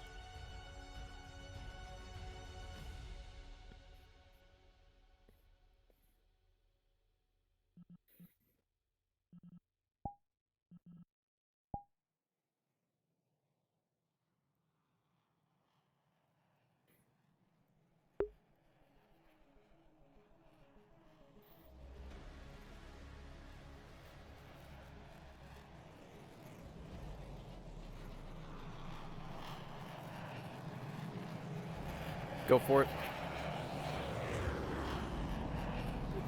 Into the merge. Both of them coming vertical.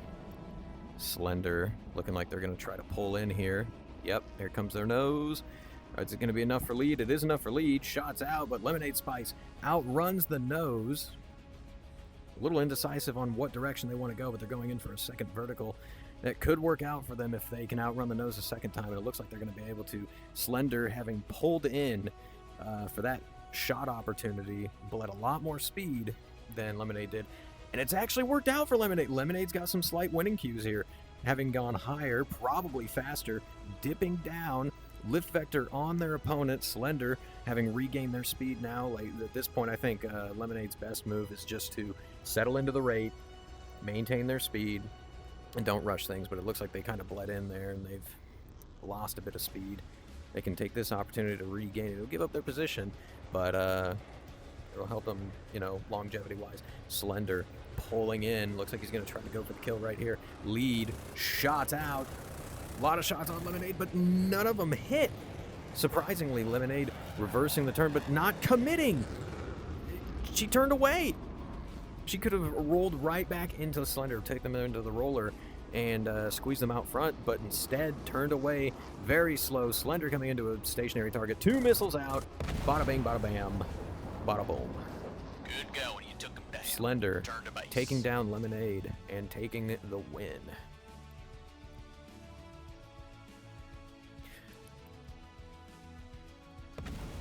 All right, up next, we've got Biocyan versus Ace King. Ace King, you're going to go blue. Biocyan, you're going to go red.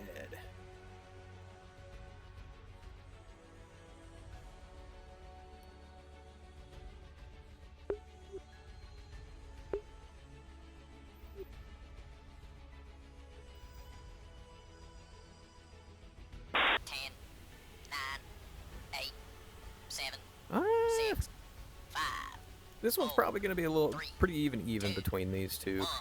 Biocyan's got more experience overall, but Ace King, I think, has been practicing more consistently. Could really go either way. Alright, let's take a look here. After this one, we got 1, 2, 3 more matches in winner's bracket before we go back to the loser's bracket.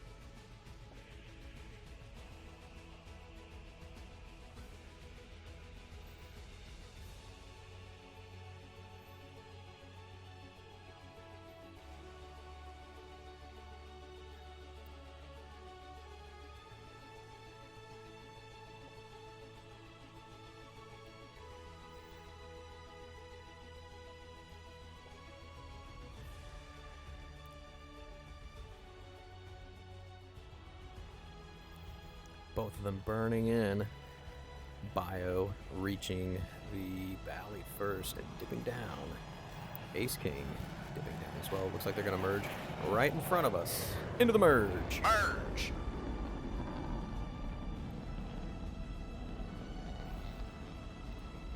Both of them pulling in right around the same time. We're about to see a head-on pass here. Nose-to-nose shots out. Bio-Cyan getting knocked down to just over half health. Ace King dipping down, cutting into his circle. Bio-Cyan again keeping it a little bit more horizontal. Both of them look pretty healthy on airspeed. Bio-Cyan's just slightly higher in altitude though, as they settle into the rate. Ace King with a huge positional advantage over Bio though. It looks like he's not wanting to go for that head-on shot. He sees that he's got winning cues, so he wants to keep the circle more stable. Wise move on his part, working for position rather than just the gunshot. Position will get you the gunshot, but if you get position first, it'll limit the other guy's options.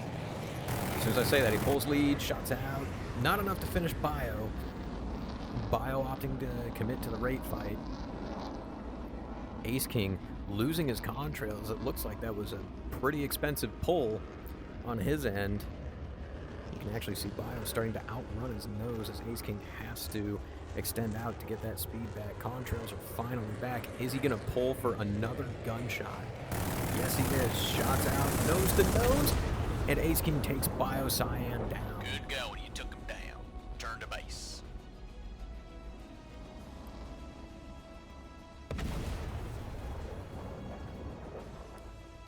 All right, up next, I'm going to need Crypto Fam, red, versus Fuamon, blue. Crypto Fam and Fuamon. I see Crypto down there. Go to the plane. Yep, Crypto, you're going to go red. Fuamon, you're blue.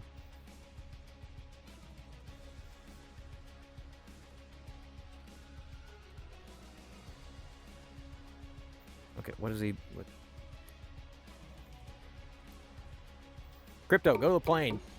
Exactly. Crypto, go to the You plane. idiot. Go to the fucking plane.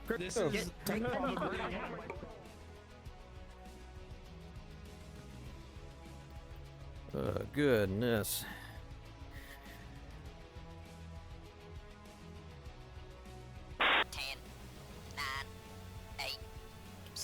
Now, as hopeful as I am for Crypto here, it's definitely stacked against him.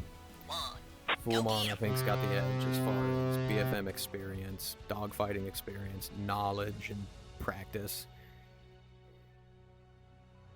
No, Fuamon's determined to go all the way with this plane, just to win a tournament in general. It'd be awesome if he could. This is a skill check plane. It's difficult. It's meant to be difficult. The fundamentals of BFM very severely apply, to this plane. They apply to every single plane, but, energy management and retention definitely helps out, with this one.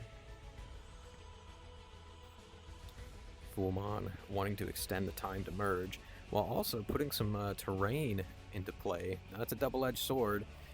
If his opponent isn't careful, he could use it to his advantage and make him crash into it, but at the same time, too, he could crash into the terrain as well. Crypto Fam looking like I don't think he sees where Fuamon's at. Fuamon definitely sees where he's at. I don't know if Crypto Fam's paying attention here. Okay, yep, looks like he's finally turning around. He saw Fuamon. Fuamon setting himself up really, really well into the merge. Crypto Fam cutting into the circle, wanting to make this into a 1. But Fuamon's going to get his nose on first. Head-on pass, honestly, optimal outcome given the circumstances of the setup. Crypto going nose down, wanting to meet Fuamon nose to nose. If you can't beat the nose, you should at least try to meet it. He's extending away. Fuamon taking a couple of long-range shots at him, and he hit him! He got him down! Fuamon taking the win against Crypto. All right, and up next, Slender versus Ace King. Slender red and Ace King blue.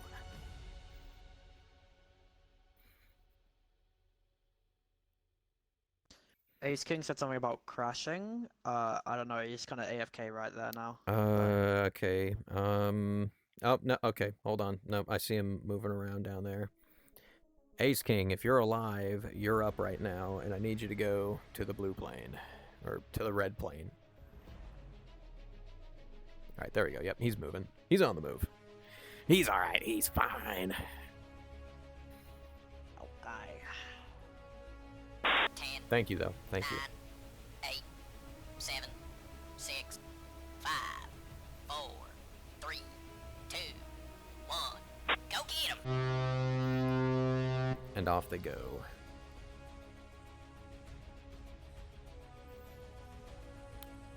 This should probably be a pretty even magic, go either way.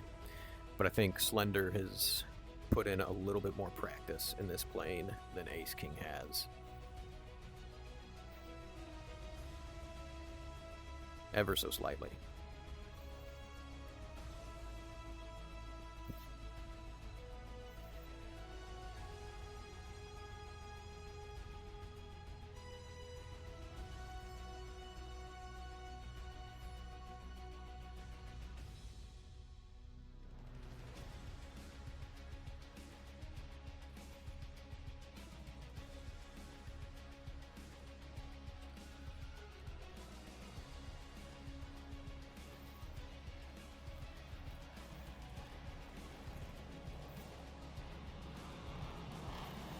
Also, another reminder for everybody, this is the first tournament that will be affecting ELO for the year. Into the merge. Both of them going vertical. Fairly even as far as altitude and position goes. Pulling in, and we might see a joust here. Nope, they did not commit to the joust. But they are committing to a second vertical. Slender, committing to a much more aggressive vertical than Ace did, though. We might be seeing a joust here. Ace King getting his nose on. Shots out for a quick snapshot. Doesn't look like any hits. He's keeping his lift vector on Slender and Pure. Keeping it nose to nose in the one circle. Nose on again for Ace. Shots out. Another quick snapshot. No hits. But now he solidified himself into an offensive position. Slender climbing over and trying to roll over on top of Ace. I think this is the first roller we've seen. With everybody turning away from their opponents, we haven't really seen an actual roller yet. Ace King probably sitting in a much higher energy state than Slender. Happy to stay in lag pursuit, keep it nice and wide, waiting for a moment where he can roll it over. Shots out at a slow target. Okay, I mean, he didn't hit him, but Slender is stationary with his nose up. We might see him saber dance here in a second if he's not careful. Hitting the brakes, Ace King climbing over Slender's already very slow plane, rolling it back over. Slender forced to go nose down because of how slow he is and how high of AOA he has. Ace King coming back down, lead, shots. I'm surprised he hasn't killed him, but he's maintaining his offensive position on Slender. Slender jinking left and right, trying to avoid getting shot as they both go into the mountains. Ace King very narrowly avoiding smacking into one. Wanting to maintain his position, he's deciding to climb over Slender. Slender in hot pursuit, trying to climb with him, but he started lower and slower than Ace King, so Ace King's just going to outrun that nose, and it looks like he's going to try to settle into the rate fight, just outrun Slender and get around that circle. Wise move on his part. He should have been watching his closure a little bit better beforehand when he had him completely defensive. But given the circumstances, I think that was Ace's best move. He knows he started higher. He knows he started faster. Just ditch the fight. A lot more energy potential for Ace King to use, settling in horizontally for the rate. Plenty of separation between him and Slender. Slender only having slight contrails, though. I don't think he's gotten back up to optimal rate yet. Ace King with consistent contrails. Slender climbing up, trying to even out that energy deficit between them with, some potential energy. He'll probably try to dip down into Ace's circle, but Ace is climbing up with him. He knows he started faster. He knows he started higher. It's just like, a pendulum swinging back and forth. right? Like slowly, it can't reach that same point where it started. And Ace King not only started faster, but he started way higher, and it's definitely, you know, showing right now. He's ripped around that circle. We might see lead here. Yep, lead. Shots out. Very long-range shots. Slender trying to dip out by going vertical. Ace King more than happy to follow him. Slow stationary target. I'm surprised that Slender's alive right now. Ace King's got to be a terrible shot to miss that. He's doing a very good job of maintaining his position, though. He's going for Slender's high 6, keeping the circles nice and stable, not wanting to rush anything. Like right there, most people probably would have pulled the lead to get a shot, but nope, he's staying in lag. Slender reversing his turn. Ace King climbing a little bit, displacing his roll, staying in lag pursuit, not wanting to rush anything. Coming in, shots out for another snapshot. That's a very stationary target. Ace King, dude, he's just right there. How did you miss that? That's okay. No, he knows he's faster. He's going to work that energy advantage over him, keeping his lift vector on him, not giving Slender any turning room to get away. Reaching the apex of his circle. That's a very slow target. Slender's dipping out now. Missile out. He's got no energy to maneuver, and the missile connects with its target. Good decision making by Ace King. Absolutely fantastic.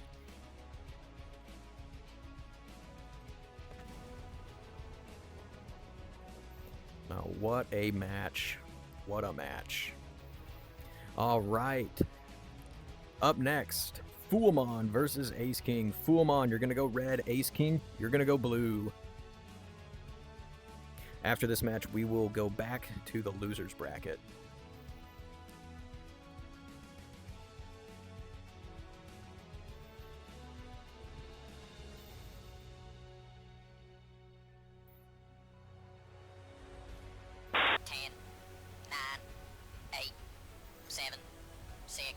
Honestly, I think that one, I'd honestly nominate that last one for Fireman. It was very good risk assessment and decision making on Ace King's part.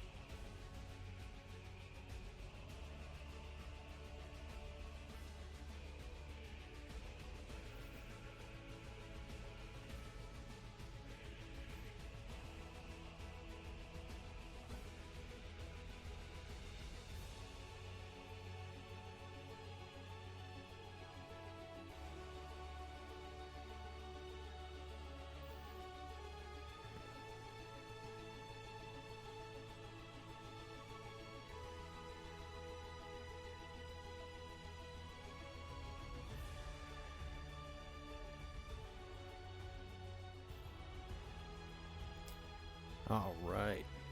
Into the merge. Fuamon. Not quite going completely vertical. A little bit of horizontalness into his taking a couple shots out, cutting into Ace King's circle early. No hits.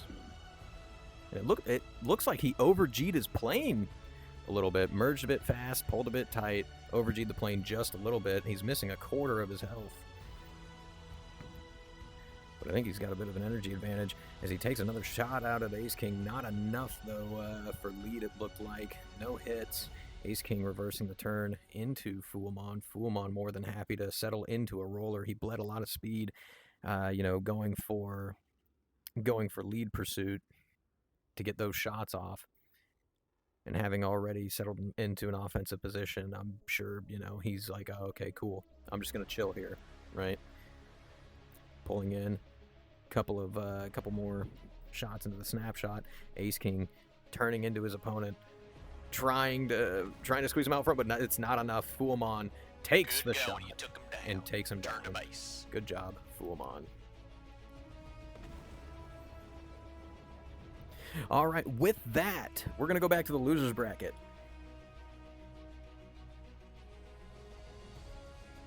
All right, let me get Koronoko versus Soden 7. Koronoko red, Soden blue. I know you're both here. At least Soden was here.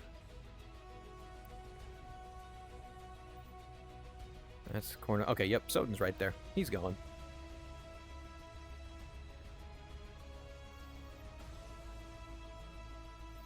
Oh, Kornoko, go ahead.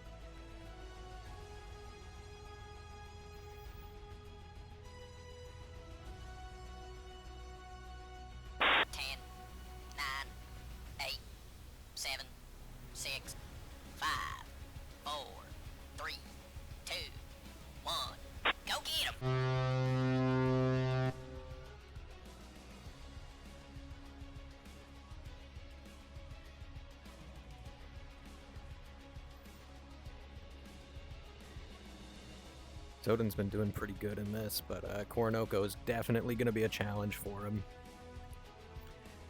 Kornoko has the overall experience and knowledge advantage over Soden, but Soden's been putting up a pretty good fight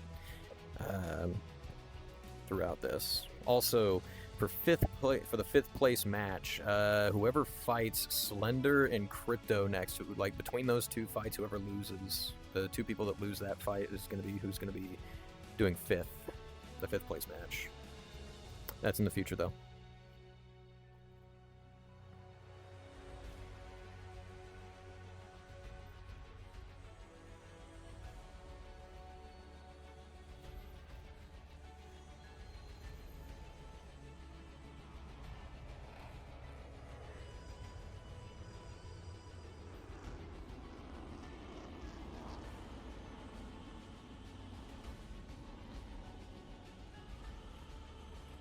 Into the merge.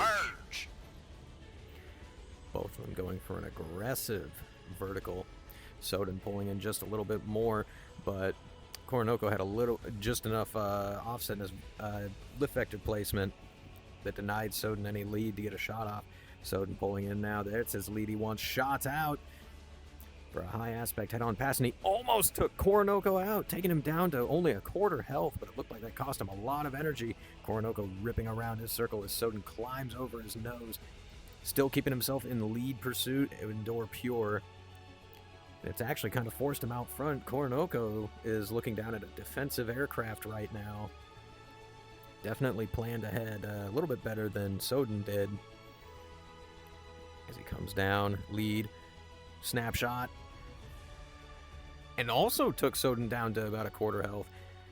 Although Soden might be able to get his nose on this one. Nope, he's displacing his roll. And rolled right in front of Kornoko. Kornoko might be able to end it right here. Shots out. And he got him. Kornoko taking Soden down with a snapshot.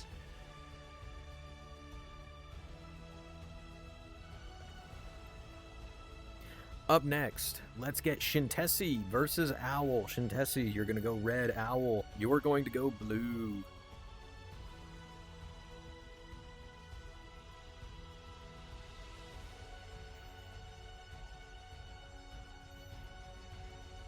All right, I see Shintesi. Is Owl here? Did he leave? 1 second. Where did he go? Alright, well, I will... Okay, for now, we'll go to a different match. I'll message him to try to get him back in here. But until then, Biocyan versus Kiki. Biocyan red, Kiki blue.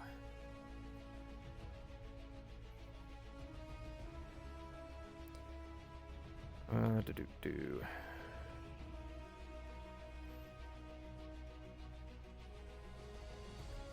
10, 9, 8, 7. Oh, wait, 6, hold on. 5, 4, 3, 2, 1. Go get 'em!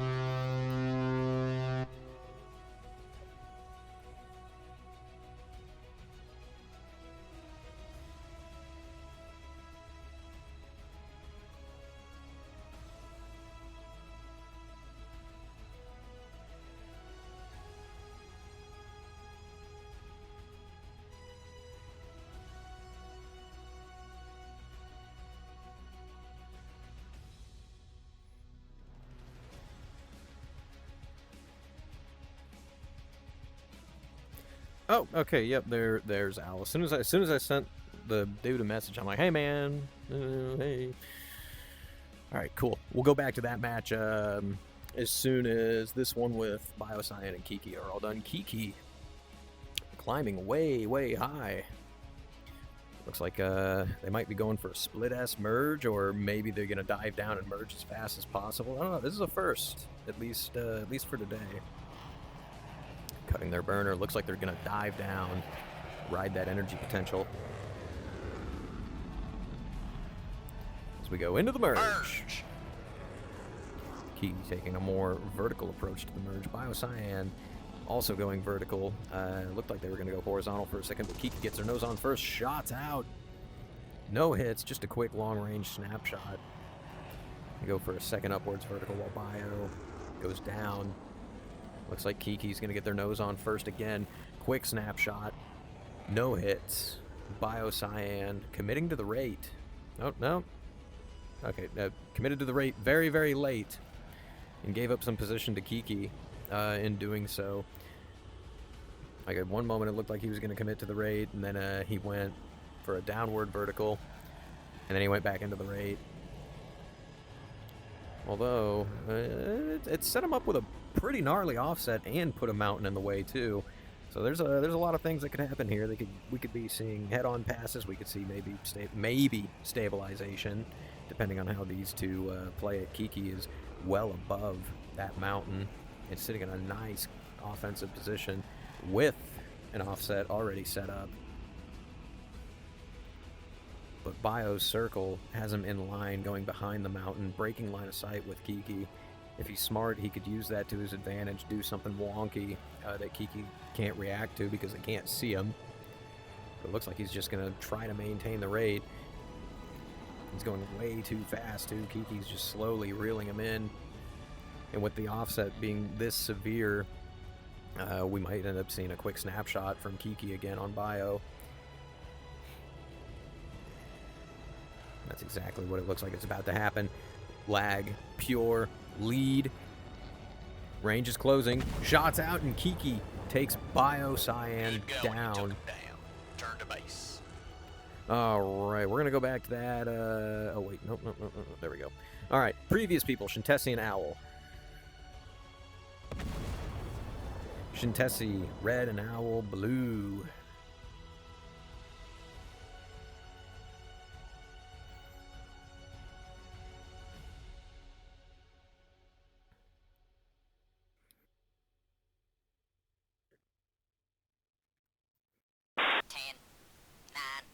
Let's see. We're about 3/4 of the way done here.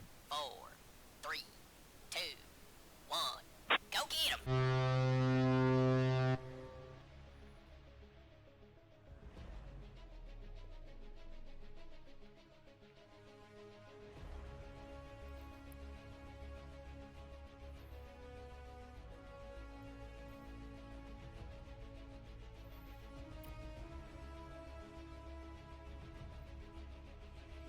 Another reminder, stick around once the block is over. Everybody will come here for the group photo.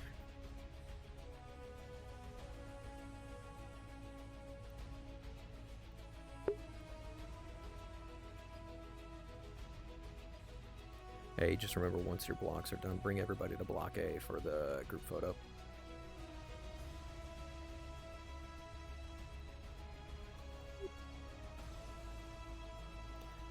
Both pilots burning in. This is going to be a fairly even match, I think.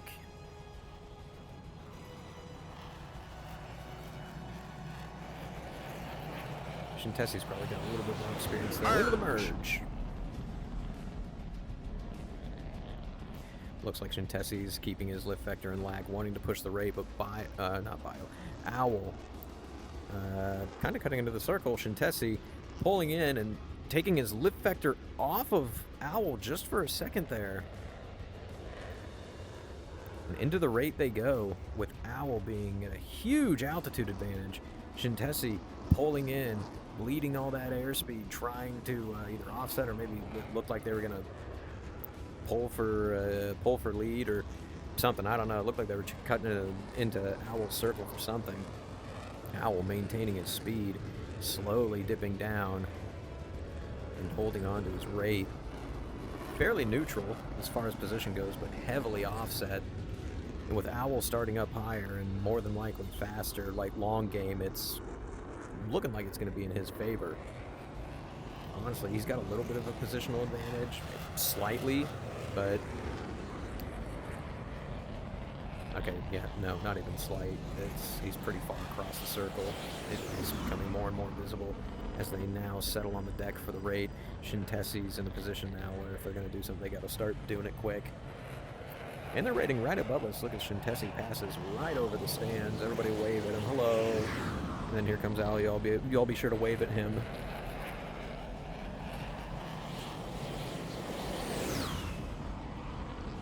Now on the deck. Nice and fast, in an offensive position. Owl was more than comfortable where he's at right now. Shintesi's got to think of something, and he's got to think of something fast because Owl is closing the range between him and Shintesi pretty quickly. No doubt, too, like watching Owl get further and further behind him is really messing with his ability to raid. Like at that point, he's looking back at him, he could be pulling harder or something, he could be extending. It definitely puts the pressure on, you know, seeing somebody sit that far behind your plane. Owl more than happy, it looks like, you know, to start exerting some speed here and there. Probably in the next 3 turns, give or take, we'll see him go for lead. Or this turn right here. He's in lag. He's not pulling for it yet. He knows he doesn't have it yet. Giving him a nice amount of angle off, though. You can see it happening. Shintesi's moving further and further forward in his canopy. He sees the opportunity. Lag. Pure. Lead. That's a missile shot. Gunfire. Ripping out with the 20 mils. Taking Shintesi down to a quarter health. Shintesi reversing the turn. Pulling back into Owl, yanking. Looks like he's getting a quick snapshot on Owl and taking him down to just over half. Owl extending up and away, getting some turning room on Shintesi and energy potential. He dips back down. That's lead. Shots out. That's a stationary target, and he takes Shintesi down. Very well done by Owl. Turn to base. Let's see. There it is. All right. Yep. Owl advances forward. Up next, I'm going to need Lemonade Spice to go red against F-Horn blue. Both of them notorious for turning away from their opponent, so I wonder if they're going to do it against each other.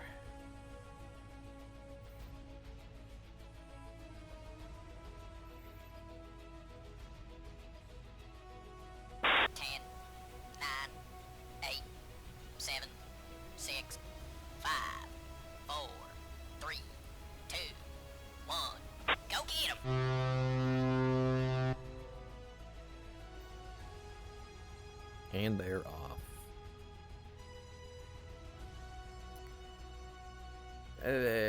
This one's hard to gauge. F-Horn, I think, is more practice, but I think they're fairly equal as far as experience goes. This one could go either way.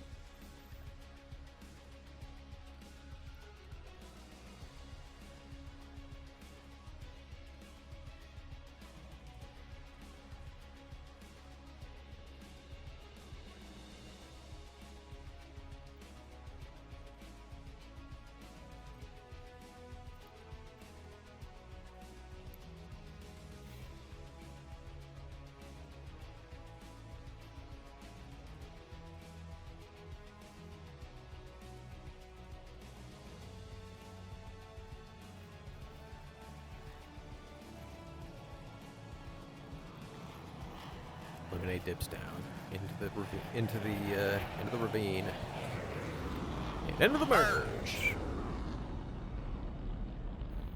Both of them opting for a vertical approach to the merge. F-Horn pulling in just a little bit more. Looks like he's going to get nose on first. Shots out. Very long range snapshot. No hits. Lemonade Spice keeping it nose to nose with F-Horn though. holding on to a lot more speed. Honestly. Ooh, quick snapshot. F1 went right in front of the nose, and it cost him 3/4 of his health. F1's got to be feeling the pressure right now because they've got a huge offset between them. They're both nose to nose. This is very low risk for Lemonade. Lemonade's only got to get one more hit, and F1's going to go down. Shots out from the both of them as they joust, and somehow Lemonade Spice didn't kill him. That's actually kind of surprising. F1 took about 1/4 of Lemonade Spice's health. Lemonade Spice pulling back in, lots of speed, but F1's got his nose on first. Long range snapshot. No hits, though, no hits. As Lemonade goes to settle into the rate. It looks like, though, they're trying to cut into F1's circle in this downward. They're still going to settle into the rate. But, you know, Lemonade had they had the option there. If they wanted to, they could have pulled into F1.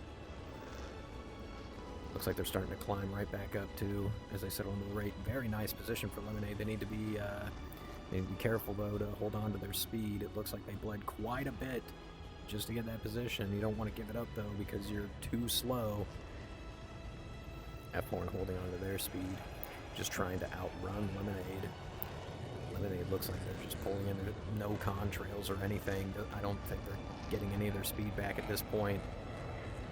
With the altitude that they have and how slow she is, I think her best bet would be cut into F1 circle, try to get on the deck and do a roller, but there's just not enough. F1 holding on to their speed, ripping around that circle, getting a nice offensive position over Lemonade. Lemonade is really, really slow now and on the deck. Options are limited. They need to get some of that speed back before F1 gets their nose on. And with a big, clear, field in front of them, there's no cover for them to dip out into. As F1 takes Lemonade down. Good going. You took him down. Return to base. Now, good job by F-Horn. All right, continuing on. I'm going to need Coronoko and Owl. Coronoko red and Owl blue.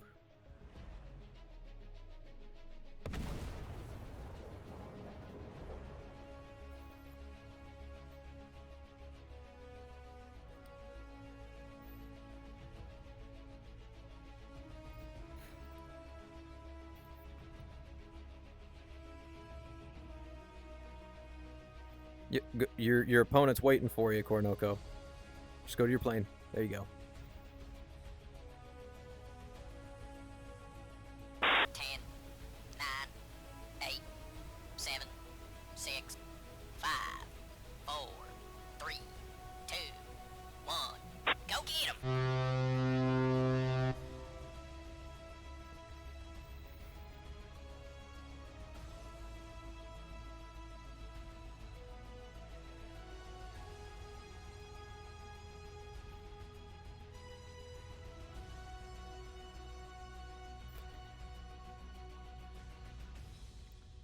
And as they both take off here, Coronoko's definitely got more experience than Owl does and more practice, but Owl hasn't been doing too bad today, so we'll see how this goes.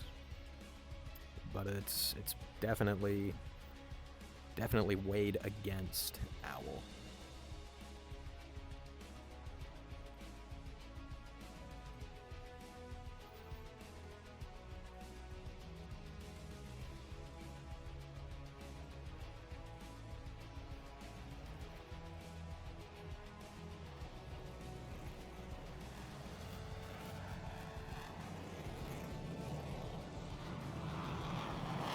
Both of them dipping down into the valley.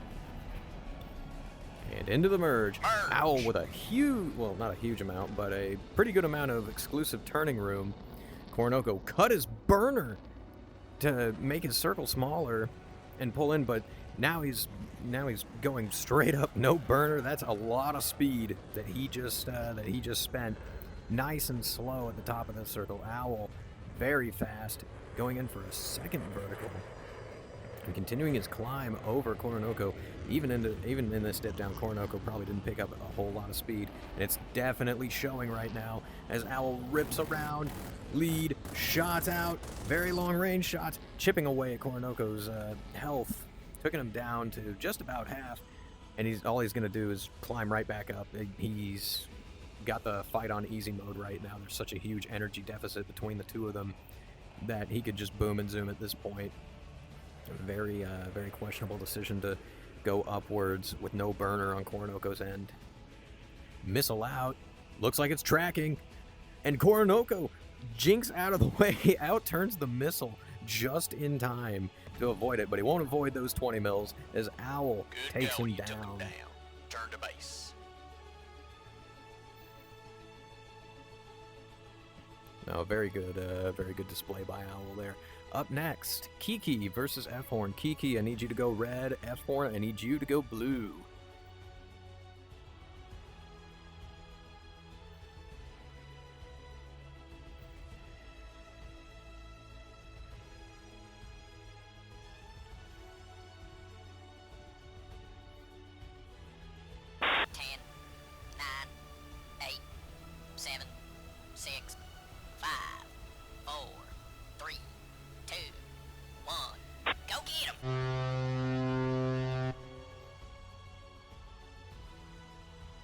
Off they go.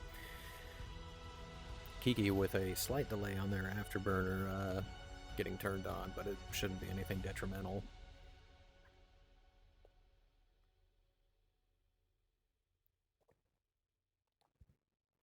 Kiki's definitely got the experience and practice over F-Horn, but we've also seen F-Horn do pretty good today, so he might surprise us. There's been a few surprises, actually, you know, out of today's matches.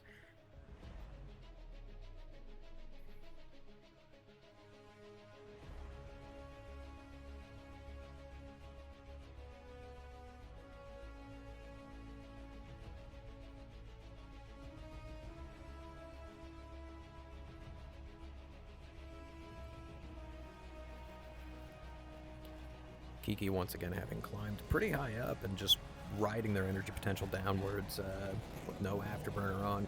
F-Horn diving down further. Looks like he's going to try to get an exclusive turning room advantage over Kiki. Both of them pulling in. He's got his lift vector directly on Kiki as he pulls in. Kiki yanking to get that nose on first. Shots out for a quick snapshot. Doesn't look like any of them hit, though, as they go up into a second vertical and dipping back down into F-Horn. F-Horn having gone downward in his vertical. They're both pulling in. F-Horn gets his nose on first. And then he turns away from his opponent. He turned away. Oh my lord. He is so getting a chair to the head. He turned right in front of his opponent. He could have gone to lag and just maintained a winning position, but he turned right in front of Kiki. Peachy, I see you down there. When F-Horn gets out of this match, slap him. Regardless of the outcome, I want you to go slap him. Looks like he's maintained a little bit more of his speed than Kiki did, though. That's the only thing that's saving him right now as they both settle into the raid. Kiki with an offensive position over F-Horn, though. We'll see what happens. It looks like they're maintaining it fairly well. Both of them hit the deck transition at fairly similar speeds. And it's not looking good for F-Horn. F-Horn, I still cannot believe that you turned right in front of him.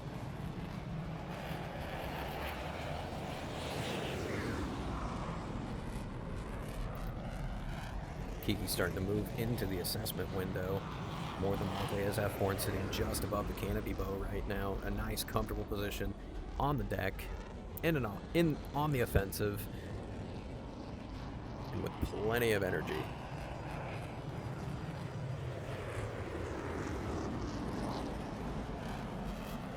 Right here, they're probably figuring out where they want to offset, if they want to offset at all, to try and pull lead in the next couple of turns or so. With where they're sitting, it's bound to happen. It looks like they're choosing to pull right about there. Not quite for the shot, but just for the offset.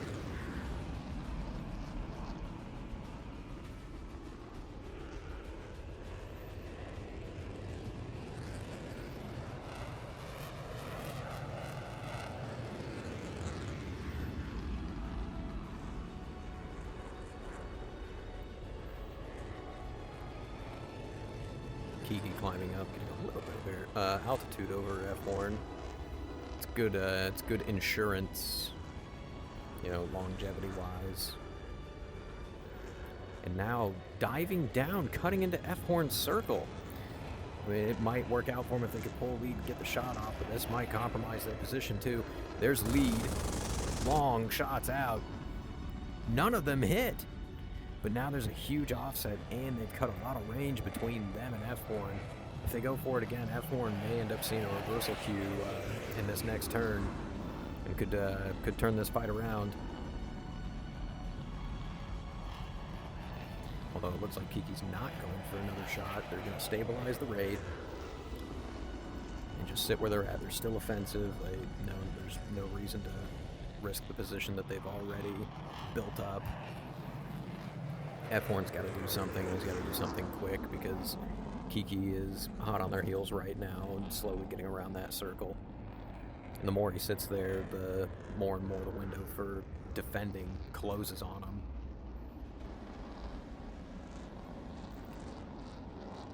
Kiki going way up high. F-Horn, having not followed, gave Kiki the chance to dip back down just like they did here.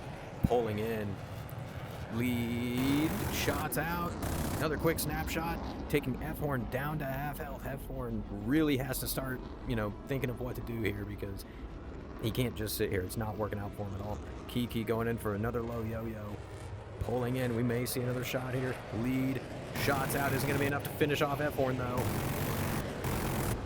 It is not. F-Horn still not reversing the turn despite having the cue for it. All that cut down range and high aspect pass, he really should have reversed his turn. It looks like he's cluing in now, though. Both of them pulling in. It's going to be a joust. F-Horn laying down on the trigger. Shots out from Kiki. Neither of them getting hits on the other. Now in the one circle. This is much better for F-Horn than it was before, but Kiki still getting the nose on first. Shots out. No hits. Oh, no, he did hit him. He did hit him. Took him down to his last quarter of health. F-Horn is probably feeling the pressure right now and really needs to start thinking about what he wants to do to get out of this very terrible situation. Kiki's been getting their nose on first with each of these passes, and it looks like they're going to do it again right here, too. You can't just extend out, dude. You got to pull in, meet the nose, threaten them. No, they're shots out. And F-Horn goes down. Kiki with the win. Turn to base. All right.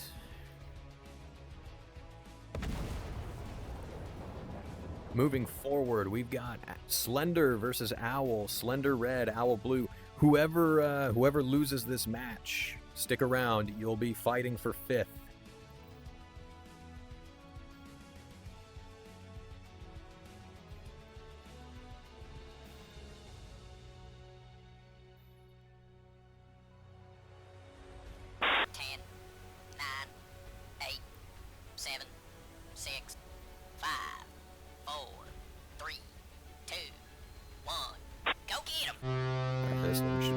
This one should be a pretty interesting match. Slender's got a little bit more experience over Owl, but Owl's been having a spectacular performance tonight. Good going. You took him down. Turn to base. Oh, okay. I guess he jumped out of his plane. You're dead. Okay, what happened to Slender? He jumped out and then immediately jumped right back in.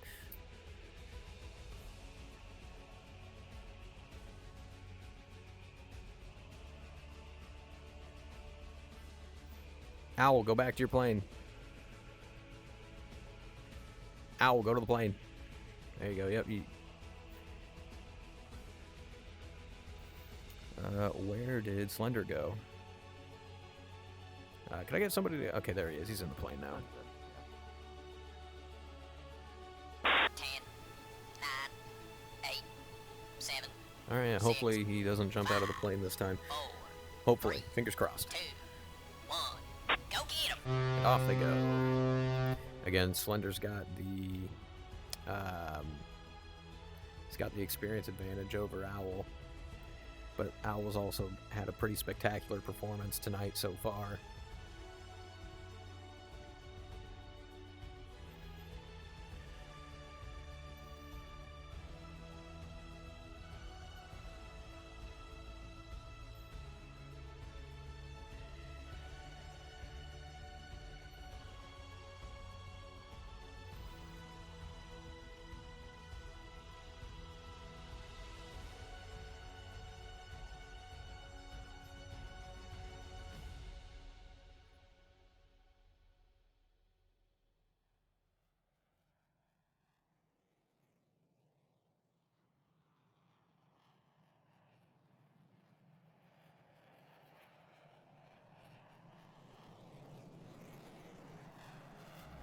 Both of them burning in over the valley.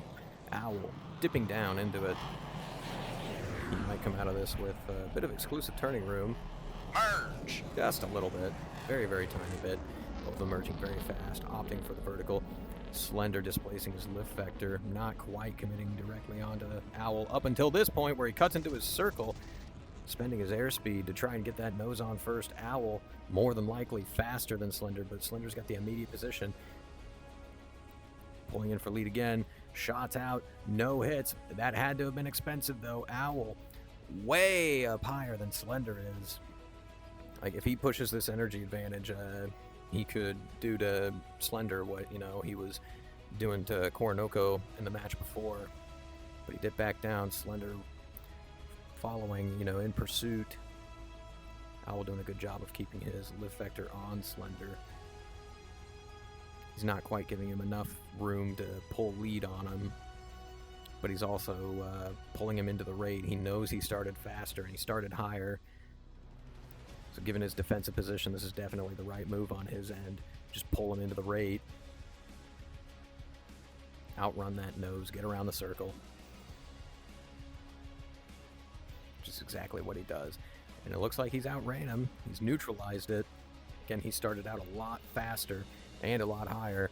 So that energy deficit is definitely going to help him out here with that mountain in the way as well. You know, it'd be best for him to stay up high. He's already looking at an offensive position over Slender with a heavy offset. All he's got to do now is just maintain its speed and keep this up.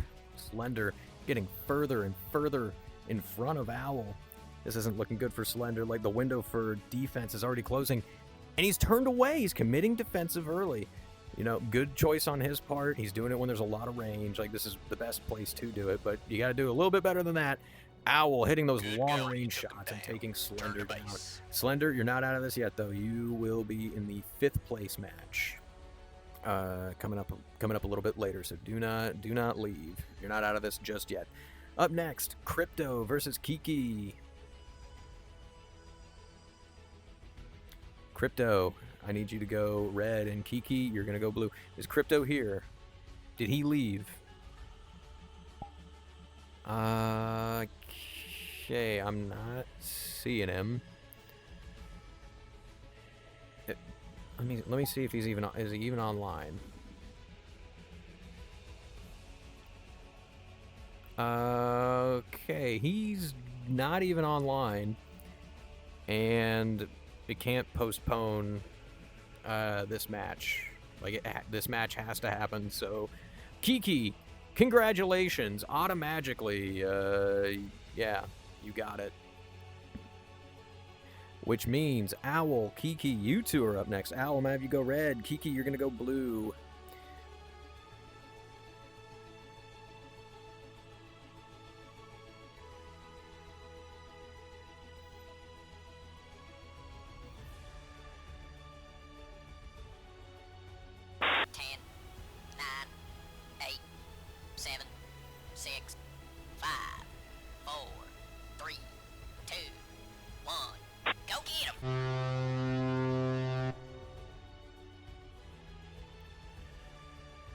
Saw Kiki moving up. I mean, they stopped themselves, so I'm not gonna be too worried about it.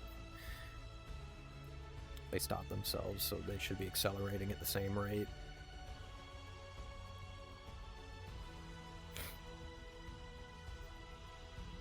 Yeah, I'm not seeing Crypto online at all. If we get up towards the end of Loser's Bracket and Crypto is not back, I'm just going to give the match to you, Slender, and you'll take 5th place.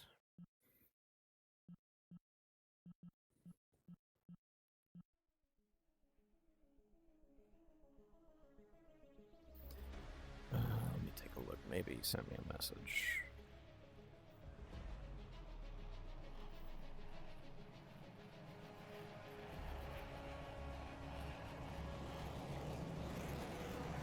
No messages about anything. Merge! Into the merge.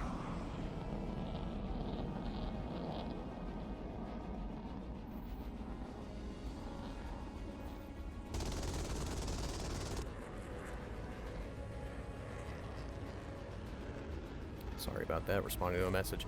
Heard somebody take a snapshot, looks like nobody hit. Kiki dipping downward in the vertical while Owl continues to climb up. Looks like Kiki's going to start pulling for a shot, though. Coming up, that's risky, at least for energy state. But it paid off. Kiki taking Owl down. Turn to base. All right, so losers still get no break. So Ace King, red. Kiki, blue.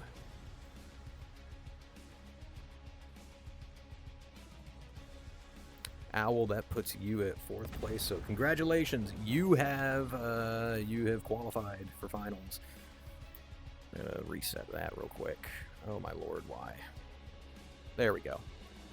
All right, there we go. I had to reset that.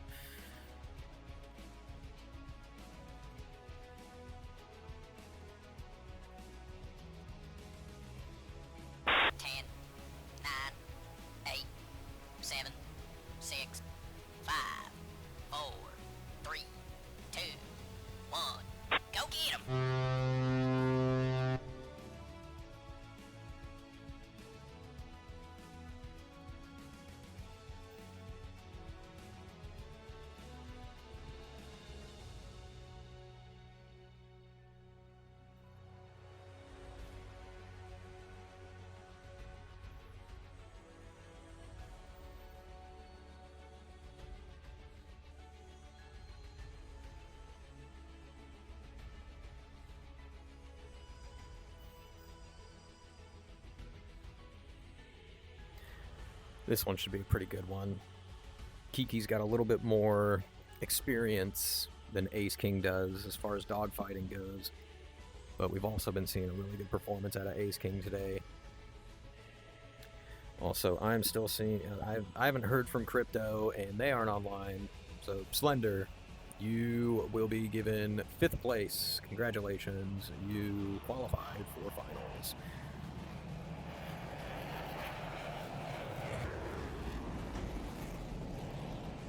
Into the merge. Both of them opting for the vertical. Kiki taking a little bit of horizontal approach, a bit diagonally. Ace King keeping the lift vector into lag pursuit, settling into the rate. With a slightly offensive position, too. If he maintains his speed, like he's already set up for success here. Major offset, offensive position, pulling in. Looks like we're going to see a shot attempt here. Kiki jinking downwards to avoid it. A bit questionable in their direction, though, because Ace King can dip down with them, maintain his energy and his position.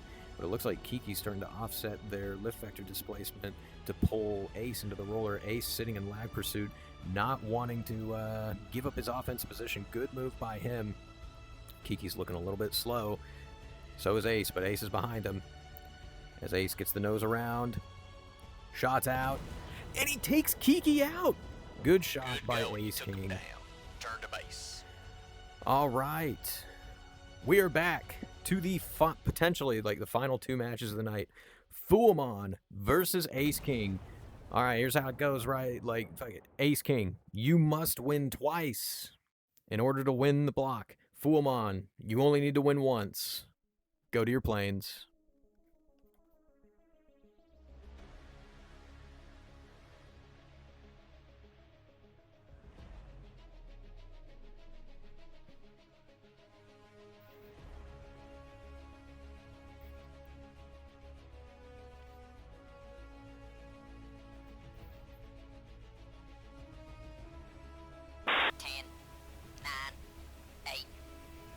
This one will be a really good one. 5, 4, 3, Although 2, Fuamon has been practicing this plane a lot more, so it's kind of weighed in his favor, just a little bit.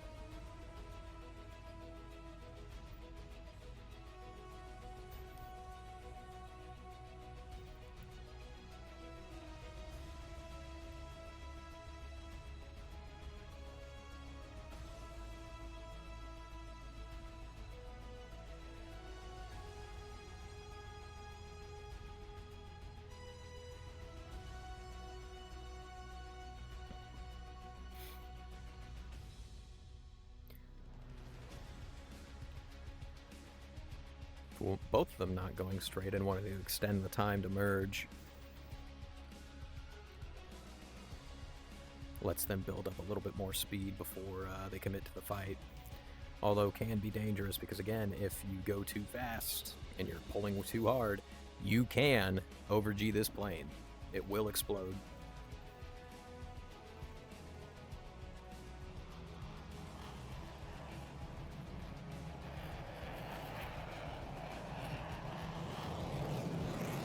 As they both come in to the merge. Merge. Fuomon hit him with a mock merge. One of the few planes where that's actually viable. As long as you don't over-G. It looks like he's... Yep, he's spending that energy well. Quick snapshot, but it looks like he's retained a lot of that airspeed. Going into the second vertical, quick snapshot from Ace King. Neither of them getting any hits on the other. A third upwards vertical for Fuomon. Now dipping out into a horizontal. He sees Ace King coming down, so he's going to come down with him. We might see a nose-to-nose joust here. Fuomon getting the nose on first. Shots out. And he got Ace King. Winning. Winning block A. Fuomon taking the win. All right, that is the end of this block. The following people advance to finals. Fuomon in first place. Ace King second place. Kiki in third. Owl in fourth, and Slender in fifth. Very nice performance out of everybody today. I would have liked to see a lot less people turning away from their opponents, but that's all right. We'll work on that. Congratulations to everybody who made it to next week. I'm excited to see you guys perform then. Boo.